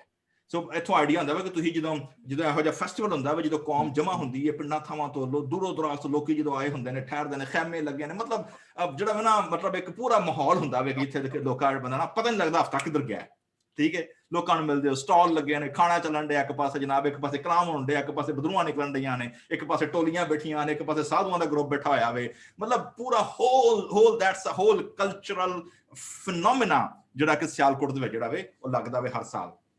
ਸੋ ਉਹ ਕਹਿੰਦਾ ਜੀ ਦਿਲ ਨਵਾਂ ਸਿਤਾਰ ਔਰ ਬਰਬਤ। ਸੋ ਇਹ ਤੁਸੀਂ ਵੇਖਣ ਡਏ ਹੋ ਦਿਸ ਇਜ਼ ਅਗੇਨ ਇੰਸਟਰੂਮੈਂਟਲ ਜਿਹੜੇ ਪਲੇ ਕਰਨ ਵਾਲੇ ਨੇ ਉਹਨਾਂ ਦਾ ਦਾਵਤਨਾਮਾ ਵਿੱਚ ਤੀਜੀ ਆਇਤ ਜਿਹੜੀ ਹੈ ਨਾ ਉਹ ਪ੍ਰੀਸਟ ਦਾ ਕੰਮ ਆਇਆ ਹੁਣ ਕਿਉਂ नए चांद और पूरे चांद के वक्त क्योंकि now here's the responsibility of the priest। ਵੇਖੋ ਤੁਸੀਂ ਵੇਖੋਗੇ ਹਰ ਚੀਜ਼ ਕੈਟਾਗਰਾਈਜ਼ ਹੋਣ ਡਈ ਹੈ। ਪਹਿਲਾਂ ਜਨਰਲ ਇਨਵੀਟੇਸ਼ਨ ਹੈ ਕੌਮ ਨੂੰ ਉਹਦੇ ਬਾਅਦ ਜਿਹੜੇ ਪ੍ਰੋਫੈਸ਼ਨਲ ਫੈਮਲੀਜ਼ ਨੇ ਲਾਵੀਆਂ ਦੀ ਪ੍ਰੋਫੈਸ਼ਨਲ ਲਾਵੀਆਂ ਤੋਂ ਬਾਅਦ ਨਾਓ ਪ੍ਰੀਸਟਲੀ ਕਿਉਂਕਿ ਨਰਸਿੰਗੇ ਜਿਹੜੇ ਹੁੰਦੇ ਹਨ ਸਾਲ ਦੇ ਵਿੱਚ ਉਹ ਸਿਰਫ ਕਾਹਨ ਫੂਕਦੇ ਹਨ ਉਹ ਲਾਵੀ ਨਹੀਂ ਹਨ ਫੂਕਦੇ ਯਾਦ ਰੱਖਿਓ। ਟਰੰਪਟਸ ਆਲਵੇਜ਼ ਬਲੋਨ ਬਾਈ ਦਾ ਪ੍ਰੀਸਟ ਨਾਟ ਬਾਈ ਦਾ ਲੀਵਾਈਟਸ ਠੀਕ ਹੈ। ਸੋ ਤੁਸੀਂ ਵੇਖਦੇ ਹੋ ਕਿ ਪੂਰੀ ਦੀ ਪੂਰੀ ਜਿਹੜੀ ਲੀਡਰਸ਼ਿਪ ਟੀਮ ਹੈ ਲੈਵਿਟਿਕਲ ਐਂਡ ਪ੍ਰੀਸਟਲੀ ਦੇ ਆਰ ਦੇਅਰ। ਨਾਓ ਚੌਥੀ ਆਇਤ ਤੋਂ ਫਿਰ ਉਹ ਕਹਿੰਦਾ ਜੀ ਕਿ ਕਿਉਂ ਉਹਦੀ ਵਜ੍ਹਾ ਕੀ ਹੈ ਕਿਉਂ ਕਰੀਏ ਕਿਉਂਕਿ ਨੰਬਰ 1 ਇਹ ਖੁਦਾ ਦਾ ਹੁਕਮ ਹੈ ਔਰ ਖੁਦਾ ਨੇ ਇਹਨੂੰ ਸ਼ਹਾਦਤ ਠਹਿਰਾਇਆ ਵੇ ਯਾਨੀ ਇਹ ਗਵਾਹੀ ਹੈ। ਸ਼ਹਾਦਤ ਦਾ ਮਤਲਬ ਹੈ ਜੀ ਇਹ ਗਵਾਹੀ ਹੈ ਸਾਡੀ ਵਰਸ਼ਿਪ ਜਿਹੜੀ ਹੈ ਕਮਿਊਨਲ ਵਰਸ਼ਿਪ ਜਿਹੜੀ ਹੈ ਦਿਸ ਇਜ਼ ਅ ਵਿਟਨੈਸ। ਯਾਦ ਰੱਖੋ ਦਿਸ ਇਜ਼ ਨਾਟ ਓਨਲੀ ਕਿ ਅਸੀਂ ਗਿਰਜੇ ਜਾ ਰਹੇ ਹਾਂ ਤੇ ਜੀ ਮੈਂ ਗੀਤ ਗਾਣੇ ਤੇ ਜੀ ਮੈਂ ਕਲਾਮ ਸੁਣਾਉਣਾ ਹੈ ਤੇ ਜੀ ਮੈਂ ਦੁਆਵਾਂ ਕਰਨੀਆਂ ਤੇ ਜੀ ਮੈਂ ਕੱਪੜੇ ਵਹਾਣੇ ਤੇ ਜੀ ਮੈਂ ਫਲਾਣੇ ਨੂੰ ਮਿਲਣਾ ਮੈਂ ਰੋਟੀ ਖਾਣ ਜਾਣਾ ਤੇ ਮੈਂ ਫਲਾਣੇ no that's not an idea. Actually worship is a witness. ਅਸੀਂ ਜਦੋਂ ਤਿਆਰੀ ਕਰਕੇ ਘਰੋਂ ਫੈਮਿਲੀ ਦੇ ਨਾਲ ਨਿਕਲਨੇ ਆ ਚਰਚ ਆਉਣ ਲਈ every Sunday we are giving witness. ਅਸੀਂ ਗਵਾਹੀ ਦਿੰਦੇ ਆ ਕਿ ਅਸੀਂ ਖੁਦਾ ਦੇ ਲੋਕ ਆ ਔਰ ਅਸੀਂ ਖੁਦਾ ਦੀ ਫਰਮਾਬਰਦਾਰੀ ਓਬੀਡੀਐਂਸ ਨਾਲ ਕੀ ਕਰਨ ਡਏ ਆ ਚੱਲਣ ਡਏ ਆ। ਸੋ दैट्स अ विटनेस। यूसुफ में शहादत जब वो मुल्क के मिस्र के खिलाफ निकला। अच्छा ਜਿਹੜੀ ਪੰਜਵੀਂ ਆਇਤ ਹੈ ਨਾ ਇਹ ਜ਼ਰਾ ਪੜ੍ਹਿਓ ਜ਼ਰਾ ਪੰਜਵੀਂ ਆਇਤ ਪੰਜਾਬੀ ਚ ਕੋਈ ਪੜ੍ਹੇ ਜੀ ਇੱਥੇ ਗੱਲ ਮੈਂ ਵੇਖਣਾ ਚਾਹ ਰਿਹਾ। ਉਸਨੇ ਉਹਨੂੰ ਯੂਸੁਫ ਲਈ ਸਾਖੀ ਠਹਿਰਾਇਆ ਜਦ ਉਹ ਮਿਸਰ ਦੇਸ਼ ਦੇ ਵਿਰੁੱਧ ਨਿਕਲਿਆ। ਮੈਂ ਇੱਕ ਦੀ ਬੋਲੀ ਸੁਣਨ ਲੱਗਾ ਜੋ ਮੈਂ ਨਹੀਂ ਜਾਣਦਾ। ਓ ਇੰਟਰਸਟਿੰਗ ਵੇਖੋ ਜੀ ਬੋਲੀ ਇਹ ਬਿਲਕੁਲ ਕਲੀਅਰ ਇੱਥੇ ਤੁਹਾਡੇ ਕੋਲ ਕੀ ਆਪਣਾ ਸਿਸਟਰ ਜੋਤੀ ਪੰਜਵੀਂ ਆਇਤ ਤੀਸਰੀ ਜਿਹੜੀ ਆਇਤ ਪੜ੍ਹੀ ਹੈ ਨਾ ਬੋਲੀ ਵਾਲੀ ਉਹ ਜ਼ਰਾ ਪੜ੍ਹਿਓ। ਤੀਸਰੀ ਆਇਤ ਲਿਖਿਆ ਨਵੇਂ ਚੰਦ ਦੇ ਨਿਕਲਣ ਤੇ ਤੂਰੀ ਵਜਾਓ ਅਤੇ ਪੂਰਨਮਾਸ਼ੀ ਵਾਲੇ ਦਿਨ ਵੀ। ਪੰਜਵੀਂ ਪੰਜਵੀਂ ਦੀ ਜਿਹੜੀ ਆਖਰੀ ਆਇਤ ਲਾਈਨ ਹੈ ਨਾ ਉਹ ਪੜ੍ਹਨੀ ਹੈ। ਮੈਂ ਇਸ ਦਾ ਹੁਕਮ ਉਸਨੇ ਉਸ ਸਮੇਂ ਦਿੱਤਾ ਜਦੋਂ ਉਸਨੇ ਮਿਸਰ ਦੇਸ਼ ਦੇ ਵਿਰੁੱਧ ਚੜ੍ਹਾਈ ਕੀਤੀ। ਮੈਂ ਇੱਕ ਅਣਜਾਣੀ ਆਵਾਜ਼ ਸੁਣੀ ਜੋ ਮੈਨੂੰ ਕਹਿ ਰਹੀ ਸੀ। ਓਕੇ ਇੰਟਰਸਟਿੰਗਲੀ ਬੋਲੀ ਸੁਣੀ ਆਵਾਜ਼ ਸੁਣੀ ਸਾਡੇ ਕੋਲ ਉਰਦੂ ਚ ਕਲਾਮ ਸੁਣਿਆ ਕਨਫਿਊਜ਼ਿੰਗ ਓਕੇ ਹੈ ਨਾ ਕਨਫਿਊਜ਼ਨ ਬੰਦਾ ਇਹਦੀ ਕੀ ਇੰਟਰਪ੍ਰੀਟੇਸ਼ਨ ਕਰੇ। ओरिजिनल टेक्स्ट ਜਿਹੜਾ ਵੇ ਨਾ ਜਿਹੜਾ ਬੜਾ ਕਰੀਬ ਹੈ ਉਹ ਵੀ ਅੰਕਲ ਜੋਸ਼ ਵਾਲਾ। ਮੈਂ ਐਸੀ ਬੋਲੀ ਸੁਣੀ ਯਾਨੀ ਲੈਂਗੁਏਜ ਸੁਣੀ ਜਿਹੜੀ ਮੈਂ ਕਦੀ ਪਹਿਲਾਂ ਸੁਣੀ ਨਹੀਂ ਸੀ। ਆ ਜਿੰਨੇ ਲੋਕ ਸਾਡੇ ਜਾਂਦੇ ਨਾ ਇੰਡੀਆ ਪਾਕਿਸਤਾਨ ਤੋਂ ਯੂਰਪ ਕੰਟਰੀਜ਼ ਦੇ ਵਿੱਚ ਉਹਨਾਂ ਵਿਚਾਰਾਂ ਨੂੰ ਲੈਂਗੁਏਜ ਸਿੱਖਣ ਦਾ ਬੜਾ ਮਸਲਾ ਹੈ। ਕੋਈ ਜਰਮਨ ਜਾ ਡਿੱਗਿਆ ਪਹਿਲਾਂ ਜਰਮਨ ਸਿੱਖੋ ਹੁਣ। ਅੱਛਾ ਜਿਹੜਾ ਕੋਈ ਜਾ ਡਿੱਗਿਆ ਨੈਦਰਲੈਂਡ ਦੇ ਵਿੱਚ ਜੀ ਤੁਹਾਨੂੰ ਲੀਗਲਾਈਜ਼ ਹੋਣ ਲਈ ਹੁਣ ਪਹਿਲਾਂ ਜਨਾਬ ਨੈਦਰਲੈਂਡ ਸਿੱਖੋ ਜਿਨ੍ਹਾਂ ਦੇ ਵਿਆਹ ਸ਼ਾਦੀਆਂ ਹੋ ਜਾਣ ਉਹਨਾਂ ਨੂੰ ਹੋਰ ਮਸਲੇ ਹੋ ਜਾਂਦੇ ਨੇ ਜੀ ਲੈਂਗੁਏਜ ਕੋਰਸ ਕਰਕੇ ਆਓ ਡੋਇਚੇ ਸਿੱਖੋ ਤੇ ਜਨਾਬ ਡੱਚ ਸਿੱਖੋ ਤੇ ਫਲਾਣੀ ਸਿੱਖੋ ਤੇ ਫ੍ਰੈਂਚ ਸਿੱਖ ਕੇ ਆਓ ਤੇ ਫਿਰ ਹੋਏਗਾ। ਜਿੰਨੇ ਇਸ ਲਈ ਲੋਕੀ ਮੋਸਟਲੀ ਸਾਡੇ ਇੰਡੀਆ ਪਾਕਿਸਤਾਨ ਤੋਂ ਪ੍ਰੀਫਰ ਕਰਦੇ ਨੇ ਕਿ ਇੰਗਲਿਸ਼ ਕੰਟਰੀਆਂ ਚ ਆਉਣ। ਉਹਦੀ ਵਜ੍ਹਾ ਕੀ ਹੈ ਕਿਉਂਕਿ 200 years of British colonial rule ਸਾਨੂੰ ਕਮ ਸੇ ਕਮ ਅੰਗਰੇਜ਼ੀ ਦੇ ਸ਼ਬਦ ਪਤਾ ਨੇ ਸਾਨੂੰ ਅੰਗਰੇਜ਼ੀ ਦਾ ਪਤਾ ਹੈ ਸਰਕਾਰੀ ਜ਼ਬਾਨ ਬਚਪਨ ਸਕੂਲਾਂ ਸੁਣੀ ਦੀ ਪੜ੍ਹੀ ਦੀ ਹੈ। ਇਹ ਸੇਮ ਹੈ ਤੁਹਾਨੂੰ ਯਾਦ ਹੋਏਗਾ ਜਦੋਂ ਯੂਸਫ ਦੇ ਭਰਾ ਜਦੋਂ ਉਹਨੂੰ ਪਹਿਲੀ ਵਾਰੀ ਮਿਲੇ ਨੇ ਤੇ ਯੂਸਫ ਜਦੋਂ ਫਿਰਾਉਨ ਦੇ ਔਰ ਸ਼ਾਹੀ ਗੈਟਅਪ ਦੇ ਵਿੱਚ ਔਰ ਜਦੋਂ ਮਿਲਿਆ ਵੇ ਉਹਨਾਂ ਨੂੰ ਤਾਂ ਉੱਥੇ ਲਿਖਿਆ ਵੇ ਕਿ ਉਹਨੇ ਉਹਨਾਂ ਦੇ ਨਾਲ ਮਿਸਰੀ ਜ਼ੁਬਾਨ 'ਚ ਗੱਲ ਕੀਤੀ, ਉਹਨਾਂ ਨੂੰ ਸਮਝ ਨਹੀਂ ਆਉਂਦੀ ਪਈ, ਇਸ ਲਈ ਵਿਚਕਾਰ ਤਰਜਮਾਨ ਪਾਇਆ ਗਿਆ ਇੱਕ, ਠੀਕ ਹੈ, ਕਿਉਂਕਿ ਯੂਸਫ ਵਾਲੇ ਆਪਣੇ ਆਪ ਨੂੰ ਉਹਨਾਂ ਦਾ ਜ਼ਾਹਿਰ ਨਹੀਂ ਸੀ ਕੀਤਾ। So actually this language is representing land, ਜਿੱਥੇ ਉਹ ਨਵੀਂ ਜ਼ਮੀਨ ਮਿਸਰ ਤੇ ਪਹੁੰਚੀ ਜਿਨ੍ਹਾਂ ਦੀ ਜ਼ੁਬਾਨ ਉਹ ਨਹੀਂ ਸਨ ਜਾਣਦੇ। ਸੋ ਐਕਚੁਅਲੀ ਦਿਸ ਵਰਡਸ ਨਹੀਂ refer to Egyptian language। ਜਿਵੇਂ ਅੱਜ ਬੰਦਾ ਜਿਵੇਂ ਸਾਨੂੰ ਅਰਬੀ ਦੀ ਥੋੜੀ ਬਹੁਤ ਪਛਾਣ ਹੈ ਵੇ, ਕਿਉਂਕਿ ਅਸੀਂ ਪਾਕਿਸਤਾਨ ਵਿੱਚ ਫਾਰਸੀ ਔਰ ਅਰਬੀ ਉਰਦੂ ਜ਼ੁਬਾਨ ਬੜੀ ਕਰੀਬ ਹੈ, ਅਸੀਂ ਥੋੜਾ ਬਹੁਤ ਅਰਬੀ ਦੇ ਲਿਖੇ ਲਫ਼ਜ਼ ਸਮਝ ਜਾਂਦੇ ਹਾਂ, ਠੀਕ ਹੈ, ਔਰ ਇਬਰਾਨੀ ਨਹੀਂ, ਇਬਰਾਨੀ ਥੋੜੀ ਜਿਹੀ ਚੇਂਜ ਹੈ, ਲੇਕਿਨ ਬੋਲੀ ਸਾਨੂੰ ਅਰਬੀ ਜਿਹੜੀ ਸਮਝ ਆ ਜਾਂਦੀ, ਥੋੜੇ ਬਹੁਤ ਲਫ਼ਜ਼ ਵੀ ਲਿਖੇ ਸਮਝ ਆ ਜਾਂਦੇ ਨੇ। ਲੇਕਿਨ ਜਿਹੜਾ ਬਿਲਕੁਲ ਅਣਜਾਣ ਬੰਦਾ ਵੀ ਅੱਜ ਮਿਸਰ ਟੁਰ ਜਾਏ ਤਾਂ ਉਹਨੂੰ ਸਮਝ ਨਹੀਂ ਆਏਗੀ ਕਿ ਅਰਬੀ 'ਚ ਕੀ ਲਿਖਿਆ, ਠੀਕ ਹੈ ਕਿ ਨਹੀਂ। So that's the same thing. So ਉਹ ਕਹਿੰਦਾ ਜੀ ਮੈਂ ਐਸੇ ਮੁਲਕ ਜਿੱਥੇ ਤੁਹਾਨੂੰ ਜ਼ੁਬਾਨ ਨਹੀਂ ਸੀ ਆਉਂਦੀ, ਉਹਨਾਂ ਦੀ ਬੋਲੀ ਤੁਹਾਨੂੰ ਨਹੀਂ ਸੀ ਆਉਂਦੀ, ਆਂਦਾ ਕਿ ਉਹਨਾਂ ਦੀ ਜ਼ੁਬਾਨ ਤੋਂ ਸੁਣੀ, ਤੇ ਖੁਦਾ ਕਹਿੰਦਾ ਵੀ 6ਵੀਂ ਆਇਤ ਵਿੱਚ ਮੈਂ ਉਹਨਾਂ ਦੇ ਕੰਧਿਆਂ ਤੋਂ ਟੋਕਰੀਆਂ ਯਾਨੀ ਜਿਹੜਾ ਇੱਟਾਂ ਬਣਾਉਂਦੇ ਹਨ, ਜਿਹੜੇ ਕੰਮ ਕਰਦੇ ਹਨ, ਉਹ ਮੈਂ ਉਹਨਾਂ ਦੇ ਹੱਥੋਂ ਛੁਡਾ ਦਿੱਤੀਆਂ, ਮੈਂ ਉਹਨਾਂ ਨੂੰ ਬਾਹਰ ਕੱਢ ਕੇ ਲਿਆਇਆ, ਲੇਕਿਨ ਫਿਰ ਮੈਂ ਉਹਨਾਂ ਨੂੰ ਚਸ਼ਮੇ ਤੇ ਅਜ਼ਮਾਇਆ। ਹੁਣ ਅਜ਼ਮਾਇਸ਼ ਜਿਹੜੀ ਸੀ ਇਹ ਕਿਹੜੀ ਸੀ ਜਨਾਬ? ਇਹ ਜ਼ਰਾ ਪੜ੍ਹਿਓ ਜੀ ਆਪਣਾ ਖਰੂਜ 17 ਬਾਬ ਕਿਹਨੇ ਪੜ੍ਹਨਾ ਸੀ? ਔਰ ਉਹਦੇ ਨਾਲ ਜਿਹੜਾ ਨਵੇਂ ਅਹਿਦਨਾਮੇ ਵਿੱਚ ਹੈ ਨਾ ਜੇਮਸ ਤੇ ਜੂਡ, ਉਹ ਵੀ ਕੱਢ ਲਓ ਜਿਹਨੇ ਪੜ੍ਹਨਾ ਸੀ। खरूज 17 बाब उसकी 7 आयत। और उसने उस जगह का नाम मसा और मरीबा रखा, क्योंकि बनी इस्राएल ने वहां झगड़ा किया और ये कहकर खुदावंद का इम्तिहान किया कि खुदावंद हमारे बीच में है या नहीं। हाँ जी, जरा तीसरी आयत पढ़े उससे तो सुन। तीसरी आयत सेम चैप्टर। हाँ जी बिल्कुल। वहां उन लोगों को बड़ी प्यास लगी, सो वो लोग मूसा पर बुड़बड़ाने लगे और कहा कि तू हमको और हमारे बच्चों और चौपाइयों को प्यासा मारने के लिए हम लोगों को क्यों मुल्के मिस्र से निकाल लाया। ठीक है जी।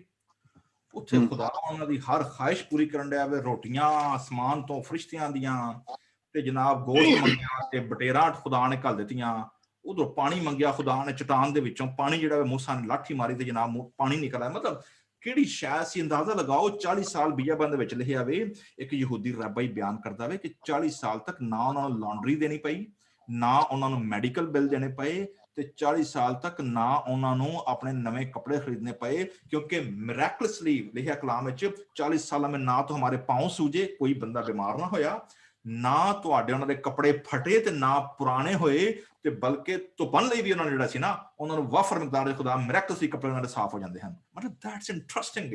ਅੰਦਾਜ਼ਾ ਲਾਓ ਬੰਦਾ ਬੀਆਬੰਦ ਦੇ ਵਿੱਚ ਰਹਿੰਦਾ ਹੋਏ, ਤੁਹਾਨੂੰ ਕੋਈ ਬਿੱਲ ਬੁੱਲ ਕੋਈ ਨਹੀਂ, ਰੋਟੀਆਂ ਤੁਹਾਨੂੰ ਫਰੀ ਦੀਆਂ, ਗੋਸ਼ਤ ਤੁਹਾਨੂੰ ਫਰੀ ਦੇ, ਬਟੇਰੇ ਤੁਹਾਨੂੰ ਫਰੀ ਦੇ, ਪਾਣੀ ਤੁਹਾਨੂੰ ਫਰੀ ਦਾ, ਫਰਿਸ਼ਤਿਆਂ ਦੀ ਖੁਰਾਕ ਫਰੀ ਦੀ, ਉਹਦੇ ਬਾਵਜੂਦ ਤੁਹਾਡੇ ਅੰਦਰੋਂ ਬੁੜਬੜਾਹਟ, ਮਰਮਰਿੰਗ, ਔਰ ਤੁਹਾਡੇ ਅੰਦਰੋਂ ਜਿਹੜਾ ਵੇ ਉਹ ਗੱਲ ਹੀ ਨਾ ਮੁੱਕੇ। It means your heart is darkened, ਤੁਹਾਡਾ ਦਿਲ ਅੰਦਰੋਂ ਜਿਹੜਾ ਵੇ ਉਹ ਆਪਣੀ ਸਿਆਹ ਹੋ ਚੁੱਕਿਆ ਵੇ। ਐਸੇ ਗੁਨਾਹ ਨੂੰ, ਇਸ ਗੁਨਾਹ ਨੂੰ ਨਵੇਂ ਅਹਿਦਨਾਮੇ ਦੇ ਵਿੱਚ ਜਿਹੜਾ ਵੇ ਉਹ ਕਿਵੇਂ ਬਿਆਨ ਕੀਤਾ ਗਿਆ? ਜੀ ਅੰਕਲ ਜੀ ਹਵਾਲਾ ਦੱਸ ਕੇ ਪੜ੍ਹੇ ਜ਼ਰਾ। ਯਹੂਦਾ ਦਾ ਪਹਿਲਾ ਬਾਬ ਉਹਦੀ 16ਵੀਂ ਆਇਤ। ਇਹ ਬੁੜਬੜਾਉਣ ਅਤੇ ਸ਼ਿਕਾਇਤ ਕਰਨ ਵਾਲੇ ਹਨ ਜਿਹੜੇ ਆਪਣੇ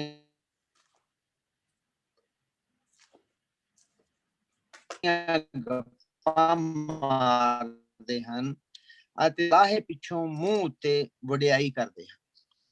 ਓਕੇ, ਜੇਮਸ ਪੜ੍ਹਿਓ।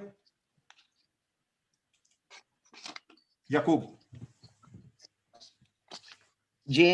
ਯਾਕੂਬ ਦਾ 5ਵਾਂ ਬਾਬ ਉਹਦੀ 9ਵੀਂ ਆਇਤ। हे ਭਰਾਵੋ, ਇੱਕ ਦੂਏ ਦੇ ਵਿਰੁੱਧ ਬੁੜ ਨਾ ਕਰੋ, ਭਈ ਤੁਸੀਂ ਦੋਸ਼ੀ ਨਾ ਠਹਿਰਾਏ ਜਾਓ। ਵੇਖੋ ਨਿਆਈ ਬੂਹੇ ਉੱਤੇ ਖਲੋਤਾ ਹੈ। ਓਕੇ ਜੀ, ਆਪਾਂ ਦੋਵਾਂ ਵਾਲਾਂ 'ਚ ਵੇਖਿਆ ਵੇ ਕਿ ਯਾਕੂਬ ਰਸੂਲ ਵੀ ਤੇ ਜੂਡ ਵੀ ਯਹੂਦਾ ਦਾ ਖੱਤ ਵੀ ਸਾਨੂੰ ਦੋਵੇਂ ਮਨਾ ਕਰਦੇ ਨੇ ਕਿ ਸਾਨੂੰ ਆਪਣੀ ਜ਼ਿੰਦਗੀ ਦੇ ਵਿੱਚ ਜਿਹੜੀਆਂ ਖੁਦਾ ਬਰਕਤਾਂ ਦਿੱਤੀਆਂ ਨੇ ਉਹਨਾਂ ਵਾਸਤੇ ਖੁਦਾ ਦੀ ਸ਼ੁਕਰਗੁਜ਼ਾਰੀ ਕਰਨੀ ਚਾਹੀਦੀ ਹੈ, ਨਾ ਕਿ ਹਮੇਸ਼ਾ ਉਹਨਾਂ ਚੀਜ਼ਾਂ ਦੇ ਖਿਲਾਫ ਬੁੜ ਕਰਦੇ ਰਹੀਏ ਜਾਂ ਮਰਮਰਿੰਗ ਕਰਦੇ ਰਹੀਏ ਜਾਂ ਉਹਨਾਂ ਦੇ ਖਿਲਾਫ ਸ਼ਿਕਾਇਤ ਹਮੇਸ਼ਾ ਕਰਦੇ ਰਹੀਏ ਜਿਹੜੀਆਂ ਸਾਡੇ ਕੋਲ ਨਹੀਂ ਹੈ। ਖੁਦਾ ਸਾਡੀ ਹਰ ਚੀਜ਼ ਨੂੰ ਪੂਰਾ ਕਰਦਾ ਵੇ। ਔਰ ਬੁੜਬੁੜਾਣਾ, ਅਸੀਂ ਬਾਕੀ ਗੁਨਾਹ ਤੇ ਵੇਖਦੇ ਆ ਕਿ ਜੀ ਫਲਾਣੇ ਬੰਦੇ ਨੇ ਜਨਾਬ ਇਹ ਕੀਤਾ, ਉਹ ਕੀਤਾ, ਟਮਕਾਣਾ ਕੀਤਾ।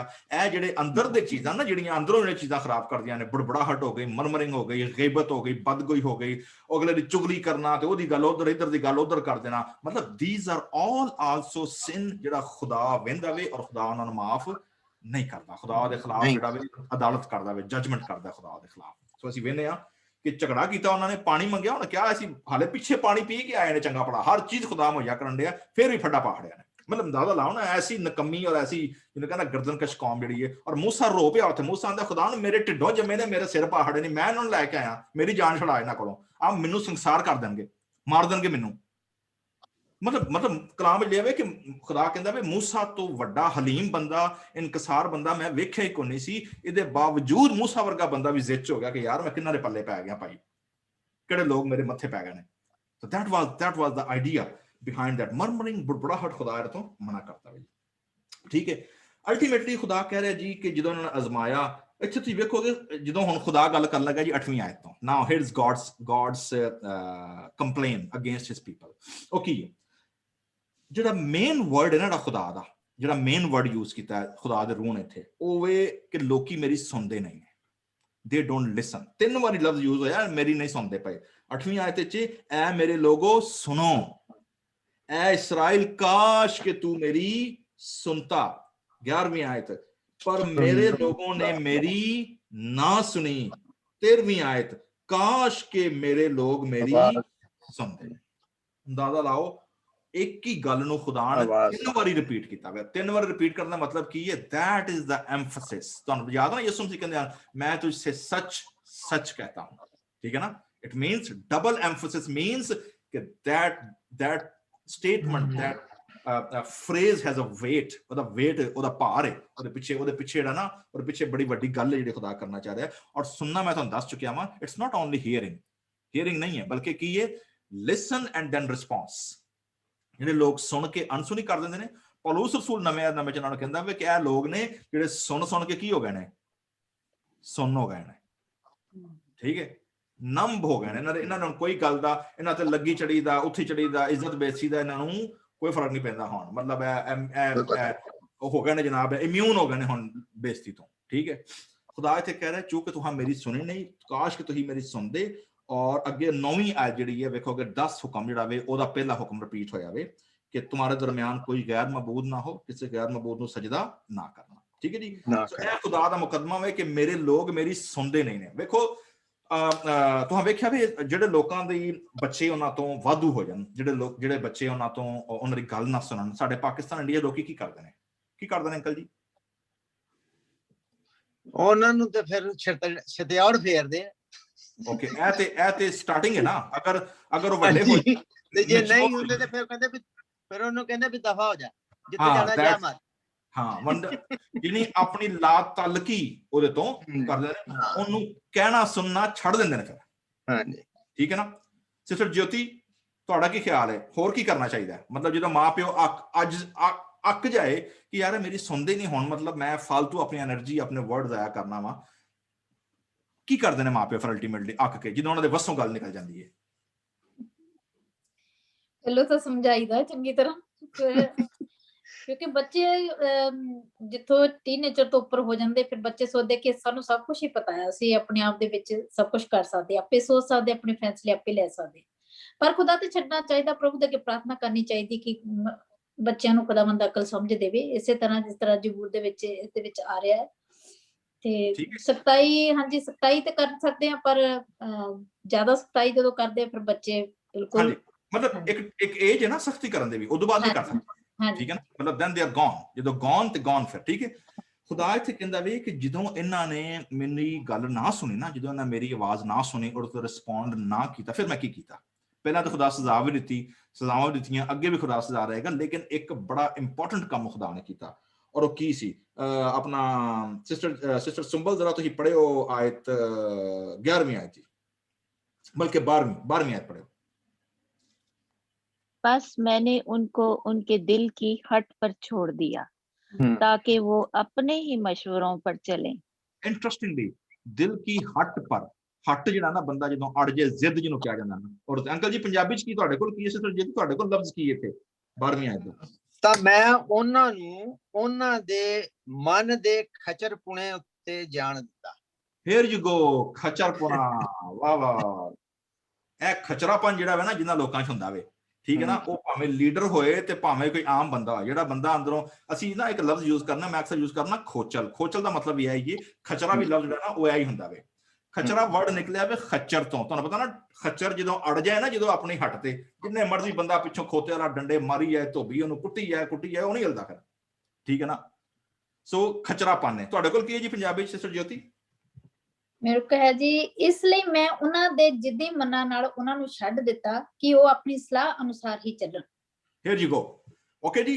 ਸੋ ਮਾਂ ਪਿਓ ਖੁਦਾ, ਔਰ ਖੁਦਾ ਸਲਾਹ ਕਿਵੇਂ ਦਿੰਦੇ ਜੀ? ਖੁਦਾ ਲੋਕਾਂ ਨੂੰ ਕਿਵੇਂ ਅਪਰੋਚ ਕਰਦਾ ਵੇ? ਆਪਣੇ ਖਾਦਮਾਂ ਦੇ ਜ਼ਰੀਏ, ਆਪਣੇ ਕਲਾਮ ਦੇ ਜ਼ਰੀਏ, ਆਪਣੇ ਲੋਕਾਂ ਦੇ ਜ਼ਰੀਏ। ਤੁਹਾਨੂੰ ਯਾਦ ਹੈ ਨਾ ਉਹ ਲੂਕਾ 19 ਬਾਬ ਵਿੱਚ ਜਿਹੜਾ ਅਮੀਰ ਆਦਮੀ ਸੀ, ਉਹ ਜਦੋਂ ਮਰ ਗਿਆ ਥੱਲੇ ਗਿਆ ਨਾ, ਤਾਂ ਉਹਨੇ ਵੇਖਿਆ ਲਾਜ਼ਰ, ਉਹ ਆਂਦਾ ਖੁਦਾਵੰਦ ਲਾਜ਼ਰ ਨੂੰ ਘੱਲ ਮੇਰੇ ਭਰਾਵਾਂ ਨੂੰ ਜਾ ਕੇ ਦੱਸੇ ਉਹ ਨਾ ਇੱਥੇ ਆਉਣ। ਖੁਦਾਵੰਦ ਨੇ ਕਿਹਾ ਉੱਥੇ ਮੂਸਾ ਤੇ ਹੋਰ ਬਾਕੀ ਨਬੀ ਹੈ ਨਾ, ਉਹਨਾਂ ਦੀ ਸੁਣਨ। ਕੋਈ ਜਿੰਦਾ ਵੀ ਹੋ ਕੇ ਜਾਏਗਾ ਨਾ, ਉਹਦੀ ਨਹੀਂ ਸੁਣਨਗੇ ਜੀ। ਉਹ ਜਿੰਦਿਆਂ ਦੇ ਨਾ ਸੁਣਦੇ ਪਏ, ਦੱਸਣ ਡਏ ਨੇ ਉੱਥੇ, ਤੇ ਇੱਥੋਂ ਮੁਰਦਿਆਂ ਦੀ ਵੀ ਕਿਸੇ ਨੇ ਸੁਣਨੀ। ਇਸੇ ਨਾਲ ਇੱਥੇ ਰਹਿਣ ਦੇ, ਉੱਥੇ ਆਣ ਦੱਸਣ ਵਾਲੇ, ਮੈਂ ਲਾਈਆਂ ਡਿਊਟੀਆਂ। ਅਗਰ ਉਹਨਾਂ ਦੇ ਨਹੀਂ ਸੁਣਦੇ, ਇੱਥੋਂ ਨਹੀਂ ਸੁਣਨਗੇ। ਸੋ ਦੈਟਸ ਦਾ ਆਈਡੀਆ। ਸੋ ਖੁਦਾ ਕਿਵੇਂ ਬੋਲਦਾ ਵੇ? ਖੁਦਾ ਆਪਣੇ ਕਲਾਮ ਦੇ ਜ਼ਰੀਏ, ਖੁਦਾ ਆਪਣੇ ਖਾਦਮਾਂ ਦੇ ਜ਼ਰੀਏ, ਖੁਦਾ ਆਪਣੇ ਲੋਕਾਂ ਦੇ ਜ਼ਰੀਏ, ਖੁਦਾ ਐਸੇ ਮੁਖਤਲਿਫ ਵਸਾਇਲ ਯੂਜ਼ ਕਰਦਾ ਵੇ, ਔਰ ਖੁਦਾ ਸਾਡੇ ਨਾਲ ਕਲਾਮ ਕਰਦਾ ਵੇ। ਸੋ ਖੁਦਾ ਕਹਿੰਦਾ ਜੀ ਮੈਂ ਛੱਡ ਦਿੱਤਾ। ਐਸੇ ਚੀਜ਼ ਨੂੰ ਪੌਲੁਸ ਰਸੂਲ ਬਿਆਨ ਕਰਦਾ ਜੀ ਰੋਮੀਓ ਦੇ ਖੱਤ ਦੇ ਵਿੱਚ। ਕੱਢੋ ਜੀ ਰੋਮੀਓ ਕਿੰਨੇ ਪੜ੍ਹਨਾ ਸੀ?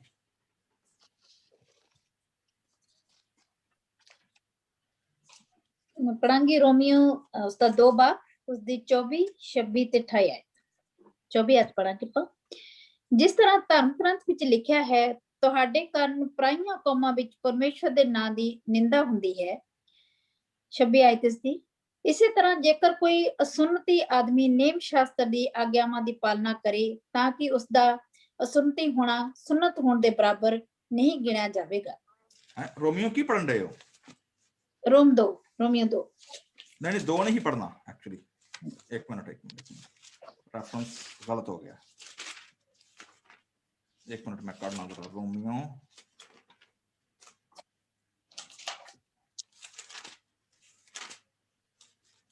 हाँ जी, रोमियो 1, रोमन्स 1 24 26 28 24 है। ਇਸ ਕਾਰਨ ਪਰਮੇਸ਼ਵਰ ਨੇ ਉਹਨਾਂ ਨੂੰ ਉਹਨਾਂ ਦੇ ਮਨ ਦੀਆਂ ਕਾਮ ਵਾਸਨਾਵਾਂ ਵਿੱਚ ਛੱਡ ਦਿੱਤਾ, ਜਿਸ ਦਾ ਨਤੀਜਾ ਇਹ ਹੋਇਆ ਕਿ ਉਹ ਆਪੋ ਵਿੱਚ ਸ਼ਰਮਨਾਕ ਕੰਮ ਕਰਕੇ ਆਪਣੇ ਸਰੀਰ ਨੂੰ ਅਪਵਿੱਤਰ ਕਰਨ ਲੱਗੇ। 26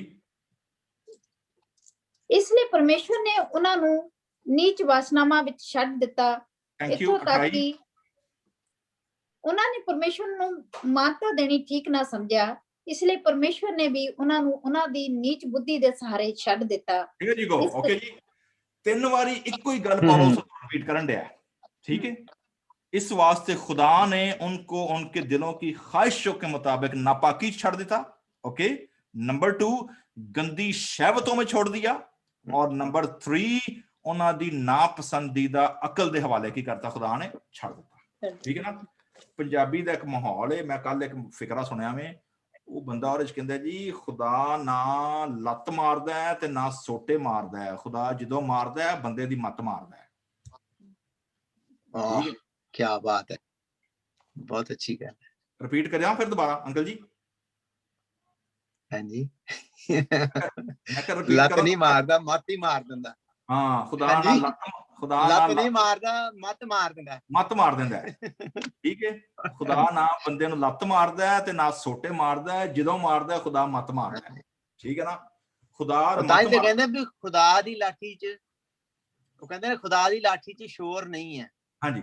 ਸੋ ਹੋਇਆ ਕੀ ਇਹ 'ਚ ਖੁਦਾ ਕਿਵੇਂ ਮਤ ਮਾਰਨ ਡਿਆ ਵੇ? ਕਿਉਂਕਿ ਜਦੋਂ ਖੁਦਾ ਡਾਇਰੈਕਸ਼ਨ ਦੇਣਾ, ਗਾਈਡੈਂਸ ਕਰਨਾ, ਆਪਣੇ ਕਲਾਮ ਦੀ ਲਾਈਟ ਦੇਣਾ ਜਦੋਂ ਖੁਦਾ ਛੱਡ ਦਿੰਦਾ ਵੇ, ਤੇ ਫਿਰ ਲੋਕੀ ਆਪਣੇ ਖਚਰੇਪਨ ਦੇ ਪਿੱਛੇ ਕੀ ਕਰਦੇ ਨੇ? ਚੱਲਣਾ ਸ਼ੁਰੂ ਹੋ ਜਾਂਦੇ ਨੇ। ਤੇ ਜਿੱਥੇ ਬੰਦਾ ਆਪਣੇ ਆਪ ਨੂੰ ਸਮਾਰਟ ਸਮਝ ਕੇ, ਆਪਣੇ ਆਪ ਨੂੰ ਅਕਲਮੰਦ ਸਮਝ ਕੇ, ਖੁਦਾ ਦੀ ਦਿੱਤੀਆਂ ਗਈਆਂ ਬਾਉਂਡਰੀਜ਼ ਨੂੰ, ਖੁਦਾ ਦੇ ਦਿੱਤੇ ਗਏ ਗਾਈਡੈਂਸ ਨੂੰ ਜਦੋਂ ਬੰਦਾ ਕ੍ਰਾਸ ਕਰਦਾ ਵੇ, ਤੇ ਫਿਰ ਉਹ ਆਪਣੀ ਅਕਲ ਦੇ ਹਵਾਲੇ ਹੋ ਜਾਂਦਾ। ਆਖਰੀ ਪੁਆਇੰਟ ਹੈ ਜੀ। ਸੋ ਖੁਦਾ ਕਹ ਰਿਹਾ ਜੀ ਕਿ ਅਗਰ ਬਨੀ ਇਸਰਾਇਲ ਮੇਰੀ ਸੁਣਦਾ, ਅਗਰ ਉਹ ਮੇਰੀ ਮੰਨਦੇ, ਫਿਰ ਮੈਂ ਕੀ ਕਰਦਾ? ਨੰਬਰ 1 ਖੁਦਾ ਕਹਿੰਦਾ ਜੀ ਕਿ ਫਿਰ ਪਹਿਲਾ ਕੰਮ ਤੇ ਮੈਂ ਕਰਦਾ ਕਿ ਇਹਨਾਂ ਦੇ ਦੁਸ਼ਮਣ ਹਮੇਸ਼ਾ ਇਹਨਾਂ ਦੇ ਕੀ ਲੱਗਦੇ, ਥੱਲੇ ਲੱਗੇ ਰਹਿੰਦੇ, ਇਹਨਾਂ ਦੇ ਤਾਬਿਆ ਰਹਿੰਦੇ, ਕਦੀ ਇਹਨਾਂ ਦੇ ਹਕੂਮਤ ਨਾ ਕਰਦੇ। That's number 1।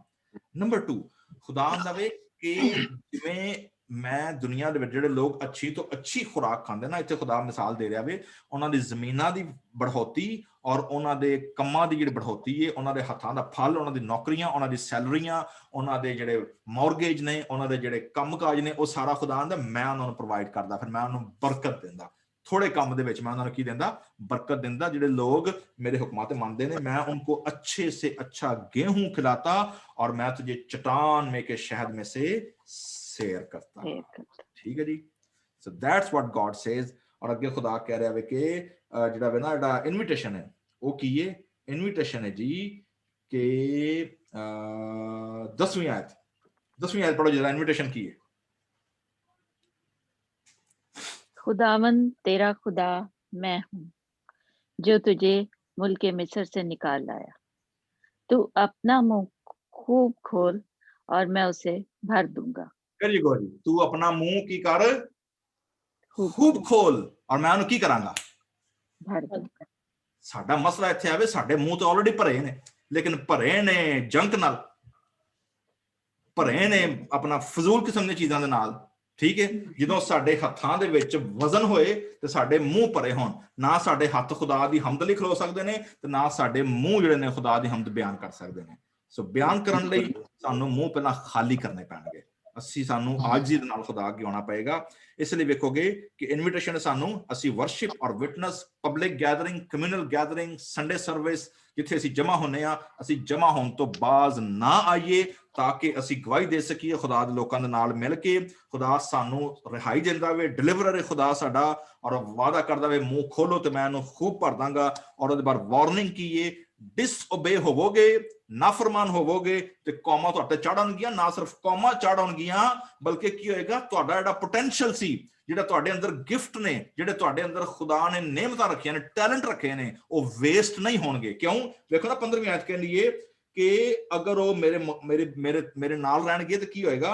ਉਨਕਾ ਜ਼ਮਾਨਾ ਹਮੇਸ਼ਾ ਤੱਕ ਬਣਾ ਰਹੇਗਾ, ਉਹਨਾਂ ਦਾ ਟੈਲੈਂਟ ਵੇਸਟ ਨਹੀਂ ਹੋਏਗਾ, ਉਹਨਾਂ ਦੇ ਗਿਫਟ ਪੋਲਿਸ਼ ਹੋਣਗੇ। ਜਦੋਂ ਉਹ ਮੇਰੇ ਲੋਕਾਂ ਦੇ ਨਾਲ ਰਲ ਕੇ ਮੇਰੀ ਫਰਮਾਬਰਦਾਰੀ ਚੱਲਣਗੇ, ਮੇਰੇ ਦਿੱਤੇ ਗਏ ਅਹਿਕਾਮ ਔਰ ਮੇਰੇ ਦਿੱਤੀ ਗਈ ਉਹਦੇ ਮੁਤਾਬਕ ਚੱਲਣਗੇ, ਉਹਨਾਂ ਦਾ talent and potential will not wasted. ਤੁਹਾਨੂੰ ਵੇਖਿਆ ਹੋਏਗਾ, ਜੇ ਮੈਂ ਸੰਡੇ ਚਰਚ 'ਚ ਕਿਹਾ ਵੇ ਕਿ ਸਾਡੇ ਚਰਚ ਦੇ ਵਿੱਚ ਹਰ ਬੰਦਾ ਗਿਫਟਡ ਬੈਠਾ ਹੋਇਆ, ਹਰ ਬੰਦੇ ਦੇ ਕੋਲ ਕੋਈ ਨਾ ਕੋਈ ਗਿਫਟ ਹੈ, ਬੱਚਿਆਂ ਤੋਂ ਲੈ ਕੇ ਵੱਡਿਆਂ ਤੱਕ। ਸਿਰਫ ਸਾਨੂੰ ਸੌਰਟ ਔਰ ਡਿਸਰਨ ਕਰਨਾ ਹੁੰਦਾ ਵੇ ਕਿ ਕਿਹੜੇ ਬੰਦੇ ਦਾ ਕੀ ਗਿਫਟ ਹੈ ਔਰ ਉਹਨੂੰ ਕਿਹੜੀ ਜਗ੍ਹਾ ਤੇ ਕਿਵੇਂ ਇਸਤੇਮਾਲ ਕਰਨਾ ਵੇ। ਔਰ ਉਹ ਘਰ ਬੈਠਿਆ ਨਹੀਂ ਹੋਏਗਾ, ਉਹ ਉਹਨੇ ਚਿਰ ਤੱਕ ਨਹੀਂ ਹੋਏਗਾ ਜਿੰਨੇ ਚਿਰ ਤੱਕ ਅਸੀਂ ਆਪਣੇ ਆਪ ਨੂੰ ਖੁਦਾ ਦੀ ਹਜ਼ੂਰੀ, ਖੁਦਾ ਦੇ ਹੱਥਾਂ, ਖੁਦਾ ਦੇ ਘਰ ਦੇ ਵਿੱਚ ਨਹੀਂ ਲੈ ਕੇ ਆਵਾਂਗੇ। ਆਖਰੀ ਵਾਲਾ ਇੱਕ ਪੜਾਂਗੇ ਬਾਅਦ ਸਿਸਟਰ ਸੰਭਲ, ਜ਼ਰਾ ਆਖਰੀ ਵਾਲਾ ਪੜਿਓ, ਇਬਰਾਨੀਆਂ 12 ਬਾਬ ਵਾਲਾ। ਔਰ ਸਿਸਟਰ ਜੋਤੀ ਤੁਸੀਂ ਜ਼ਰਾ ਕੱਢਿਓ ਪਹਿਲਾ ਥਿਮੋਥੀਅਸ 1:19। these are two last references। First Timothy, ਹਾਂਜੀ ਸਿਸਟਰ ਜੋਤੀ, First Timothy 1:19, ਸਿਸਟਰ ਸੰਭਲ Hebrews 12। जी मैं पढ़ूं पहले? ਹਾਂਜੀ ਹਾਂਜੀ अच्छा जी, इब्रानियों 12 बाब 5वीं आयत। और तुम उस नसीहत को भूल गए जो तुम्हें फर्जंदों की तरह की जाती है कि आए मेरे बेटे, खुदावंद की तंबीह को नाचीज ना जान, और जब वो तुझे मुलामत करे तो बेदिल ना हो, क्योंकि जिससे खुदावंद मोहब्बत रखता है उसे तंबीह भी करता है, और जिसको बेटा बना लेता है उसके कोड़े भी लगाता है। तुम जो कुछ दुख सहते हो वो तुम्हारी तरबियत के लिए है। खुदा फर्जंद जान कर तुम्हारे साथ सलूक करता है। वो कौन सा बेटा है जिसे बाप तंबीह नहीं करता? और अगर तुम्हें वो तंबीह ना की गई जिसमें सब शरीक हैं तो तुम हरामजादे ठहरे, ना के बेटे। ओके जी, अगर माँ प्यो खुदा भी अगर लोगों ਨੂੰ ਤਰਬੀਅਤ ਕਰਨਾ ਔਰ ਉਹਨਾਂ ਨੂੰ ਡਿਸਪਲਿਨ ਕਰਨਾ ਛੱਡ ਦੇ, ਤਾਂ ਮਤਲਬ ਕਿ ਇਹ ਕਿ ਉਹ ਮੇਰੀ ਬਲੱਡ ਲਾਈਨ ਹੀ ਨਹੀਂ ਹੈ, ਹਰਾਮਜ਼ਾਦੇ ਨੇ, ਉਹ ਮੇਰੇ ਬਲੱਡ ਦੇ ਵਿੱਚ ਹੀ ਨਹੀਂ ਨੇ, they are not my children. ਅਗਰ ਉਹਨਾਂ ਨੂੰ ਤਰਬੀਅਤ ਨਾ ਕੀਤੀ ਗਈ ਜਿਹਦੇ ਚ ਸਾਰੇ ਸ਼ਰੀਕ ਨੇ, ਜਿਹੜੇ ਖੁਦਾ ਦੇ ਬੇਟੇ ਬੇਟੀਆਂ ਨੇ। ਓਕੇ ਜੀ, ਲਾਸਟ ਰੈਫਰੈਂਸ ਸਿਸਟਰ ਜੋਤੀ। ਮੈਂ ਪਹਿਲਾਂ ਪੜਾਂਗੀ ਪਹਿਲਾ ਤਿਮੋਥੀਅਸ ਉਹਦਾ 1 ਬਾਬ ਉਹਦੀ 19 ਆਇਤ। ਵਿਸ਼ਵਾਸ ਅਤੇ ਸ਼ੁੱਧ ਅੰਤਕਰਨ ਨਾਲ ਜੁਟਿਆ ਰਹਿ, ਕੁਝ ਨੇ ਆਪਣੇ ਅੰਤਕਰਨ ਦੀ ਪਰਵਾਹ ਨਾ ਕੀਤੀ, ਇਸ ਲਈ ਉਹਨਾਂ ਦਾ ਵਿਸ਼ਵਾਸ ਬਰਬਾਦ ਹੋ ਚੁੱਕਾ ਹੈ। Here you go, ਠੀਕ ਹੈ ਨਾ। ਜਿਹੜੇ ਲੋਕ ਕੇਅਰ ਨਹੀਂ ਕਰਦੇ, ਜਿਹੜੇ ਲੋਕ ਪਰਵਾਹ ਨਹੀਂ ਕਰਦੇ, ਅਲਟੀਮੇਟਲੀ ਕਲਾਮ ਕਹਿੰਦਾ ਵੇ ਉਹਨਾਂ ਦਾ ਈਮਾਨ ਦਾ ਜਹਾਜ਼ ਜਿਹੜਾ ਵੇ, ਉਹਨਾਂ ਦਾ ਈਮਾਨ ਗਰਕ ਹੋ ਜਾਂਦਾ, ਖਤਮ ਹੋ ਜਾਂਦਾ ਵੇ। ਸੋ ਮੇਰੇ ਅਜ਼ੀਜ਼ੋ, ਅਸੀਂ ਆਪਣੇ ਆਪ ਨੂੰ ਬਾਜ਼ ਨਾ ਰੱਖੀਏ ਖੁਦਾ ਦੇ ਲੋਕਾਂ ਦੇ ਨਾਲ ਮਿਲਣ ਲਈ, ਖੁਦਾ ਦੇ ਘਰ ਵਿੱਚ ਆਉਣ ਲਈ, ਖੁਦਾ ਦੇ ਕਲਾਮ ਨੂੰ ਸਿੱਖਣ ਲਈ, ਖੁਦਾ ਦੀ ਪ੍ਰਸਤੁਤੀ ਕਰਨ ਲਈ, ਤਾਂ ਕਿ ਖੁਦਾ ਦੀ ਤੰਬੀਹ, ਖੁਦਾ ਦੀ ਆਵਾਜ਼ ਸਾਡੇ ਤੱਕ ਪਹੁੰਚਦੀ ਰਹੇ ਔਰ ਸਾਨੂੰ ਰਿਸਪੌਂਡ ਕਰਦੀ ਰਹੇ। ਖੁਦਾ ਸਾਨੂੰ ਸਾਰਿਆਂ ਨੂੰ ਬਰਕਤ ਦੇਵੇ। ਆਮੀਨ। ਆਮੀਨ। ਥੈਂਕ ਯੂ ਪਾਸਟਰ ਜੀ। ਮੈਂ ਹੁਣ ਇਨਵਾਈਟ ਕਰਦੀ ਹਾਂ ਅੰਕਲ ਜੋਸ਼ua ਨੂੰ ਆਪਣੇ ਸਵਾਲ, ਆਪਣੀ ਕਮੈਂਟਰੀ ਸਾਡੇ ਸਾਰਿਆਂ ਨਾਲ share ਕਰਨ।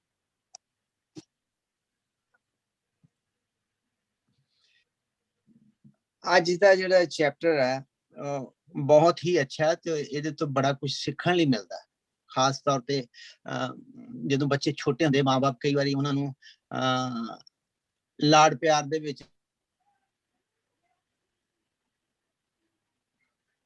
ਉਦੋਂ ਉਸ ਚੀਜ਼ ਨੂੰ ਸੰਭਾਲਣਾ ਜਿਹੜਾ ਨਾ ਉਹ ਮੁਸ਼ਕਲ ਹੋ ਜਾਂਦਾ, ਫਿਰ ਉਹ ਆਪ ਵੀ ਦੁਖੀ ਹੁੰਦੇ ਨੇ। ਤੇ ਪੰਜਾਬੀ ਚ ਇੱਕ ਕਹਾਵਤ ਆ ਕਿ ਮੁੰਡਾ ਤੇ ਰੰਬਾ ਇਹ ਚੰਡਿਆ ਹੀ ਚੰਗਾ ਲੱਗਦਾ। ਵੀ ਸ਼ੁਰੂ ਤੋਂ ਥੋੜੀ ਥਪੌੜ ਲੱਗਦੀ ਰਹੇ ਤੇ ਉਹਨੂੰ ਦੱਸਿਆ ਜਾਏ ਵੀ ਆਹ ਕੰਮ ਏਦਾਂ ਨਹੀਂ ਕਰਨਾ ਤੇ ਉਹ ਠੀਕ ਰਹਿੰਦਾ।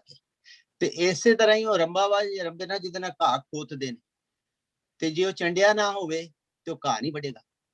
ਸੋ ਇਹ ਪੰਜਾਬੀ ਦੇ ਵਿੱਚ ਇੱਕ ਮਿਸਾਲ ਹੈ। ਸੋ ਇਸੇ ਤਰ੍ਹਾਂ ਖੁਦਾ ਨੇ ਮਤਲਬ ਕਿ ਇਸਰਾਈਲ ਕੌਮ ਨੂੰ ਵੀ, ਕਿਉਂਕਿ ਉਹ ਸੁਣਦੇ ਨਹੀਂ ਸੀ ਤੇ ਉਹਨੂੰ ਛੱਡ ਦਿੱਤਾ ਉਹਨਾਂ ਨੇ। ਕਹਿੰਦਾ God let the Israelites go on blindly, stubbornly and selfishly when they should have been obeying and pursuing God's desire. Sometimes God let us continue in our stubbornness to bring us to our sense. He does not keep us from rebelling because he wants us to learn the conquerness of sin. He uses those experiences to turn people away from greater sin to faith in him. God had provided in his covenant that he would restore his people if they would listen to him and return to him. Thank you. Thank you, Uncle Joshua. ਹੁਣ ਮੈਂ invite ਕਰਦੀ ਹਾਂ aunty ਜੋਤੀ ਨੂੰ ਕਿ ਆਪਣੇ ਸਵਾਲ, ਆਪਣੇ commentary ਸਾਡੇ ਸਾਰਿਆਂ ਨਾਲ ਸ਼ੇਅਰ ਕਰਨ।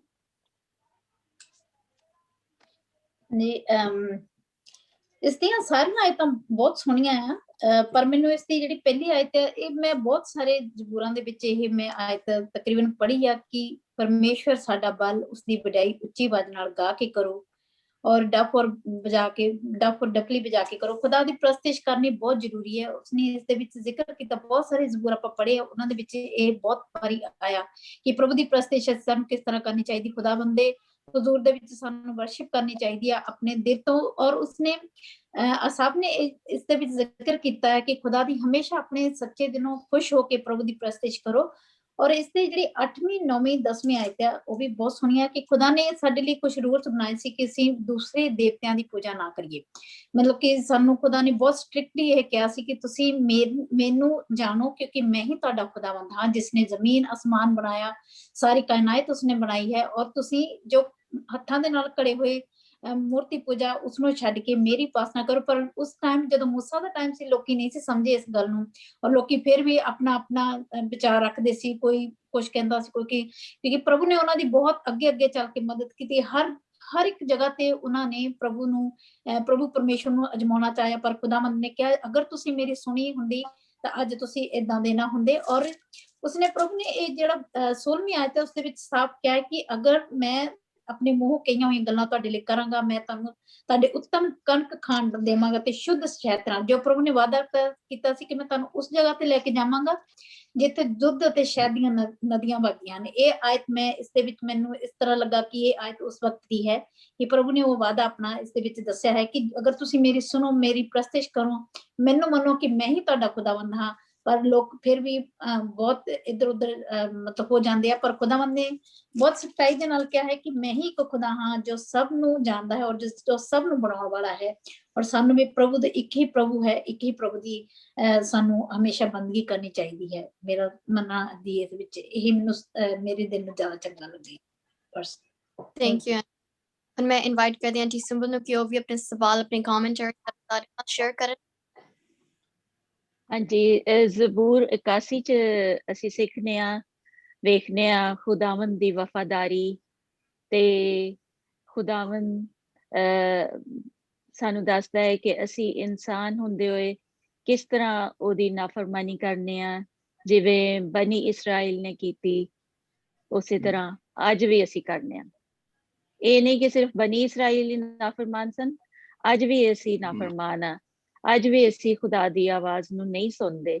ਤੇ ਇਹਦੇ ਵਿੱਚ ਸਾਨੂੰ ਇੱਕ ਪ੍ਰੈਕਟੀਕਲ ਥਾਟ ਮਿਲਦੀ ਹੈ ਕਿ ਸਾਨੂੰ ਖੁਦਾਵੰਦ ਦੇ ਕੰਮਾਂ ਨੂੰ, ਉਹਦੇ ਅਜਾਇਬ ਨੂੰ, ਕਿ ਕਿਸ ਤਰ੍ਹਾਂ ਉਹਨੇ ਬਨੀ ਇਸਰਾਇਲ ਨੂੰ ਬਚਾਇਆ, ਕਿਸ ਤਰ੍ਹਾਂ ਉਹ ਅੱਜ ਵੀ ਸਾਨੂੰ ਬਚਾਉਂਦਾ ਹੈ, ਸਾਡੀ ਜ਼ਿੰਦਗੀ 'ਚ ਮੁਅਜਜ਼ੇ ਕਰਦਾ ਹੈ। ਤੇ ਸਾਨੂੰ, ਅਸੀਂ ਅਗਰ ਉਹਦੇ ਹੁਕਮਾਂ ਨੂੰ ਮੰਨਦੇ ਆ ਔਰ ਉਹਦੇ ਕਹਿਣ ਦੇ ਮੁਤਾਬਿਕ ਚੱਲਨੇ ਆ, ਤੇ ਉਹਦਾ ਵਾਅਦਾ ਹੈ ਕਿ ਉਹ ਕਹਿੰਦਾ ਹੈ ਕਿ ਆਪਣਾ ਮੂੰਹ ਖੋਲ ਔਰ ਮੈਂ ਉਸੇ ਭਰ ਦੂੰਗਾ। ਕਿੰਨਾ ਵੱਡਾ ਵਾਅਦਾ ਹੈ ਉਹਦਾ। ਫਿਰ ਉਹ ਕਹਿੰਦਾ ਹੈ ਕਿ ਮੈਂ ਤੈਨੂੰ ਅੱਛੀ ਤੋਂ ਅੱਛੀ ਗੇਹੂੰ ਦਵਾਂਗਾ, ਤੈਨੂੰ ਚਟਾਨ ਵਿੱਚੋਂ ਸ਼ਹਿਦ ਕੱਢ ਕੇ ਦਵਾਂਗਾ। ਤੇ ਖੁਦਾਵੰਦ ਦੇ ਵਾਅਦੇ ਕਿੰਨੇ ਪਿਆਰੇ ਔਰ ਕਿੰਨੇ ਵਫਾਦਾਰ ਖੁਦਾ ਹੈ ਸਾਡਾ। ਤੇ ਸਾਨੂੰ ਐਵੇਂ ਕਿ ਆਪਣੀ ਨਾਫਰਮਾਨੀ ਤੋਂ ਬਾਜ਼ ਆਉਣਾ ਚਾਹੀਦਾ ਹੈ, ਉਹਦੀ ਗੱਲ ਨੂੰ ਸੁਣਨਾ ਚਾਹੀਦਾ ਹੈ ਔਰ ਉਹਦੇ ਹੁਕਮਾਂ ਤੇ ਚੱਲਣਾ ਚਾਹੀਦਾ ਹੈ। Thank you. ਥੈਂਕ ਯੂ ਇਸ ਰਿਫਲੈਕਸ਼ਨ ਲਈ। ਮੈਂ ਧੰਨਵਾਦ ਕਰਦੀ ਹਾਂ ਜਿਹੜੇ ਸਾਰੇ ਸਾਡੇ ਨਾਲ ਅੱਜ ਦੀ ਐਪੀਸੋਡ ਵਿੱਚ ਸ਼ਾਮਲ ਹੋਇਆ। ਅਸੀਂ ਕੱਲ ਰਾਤ ਨੂੰ ਇਸੇ ਟਾਈਮ ਤੇ ਲਾਈਵ ਆਵਾਂਗੇ ਐਂਡ ਫਿਰ ਆਸਿਫ ਦੀ ਜ਼ਬੂਰਾਂ ਤੇ ਸਟੱਡੀ ਕਰਾਂਗੇ। Thank you. Thank you. MC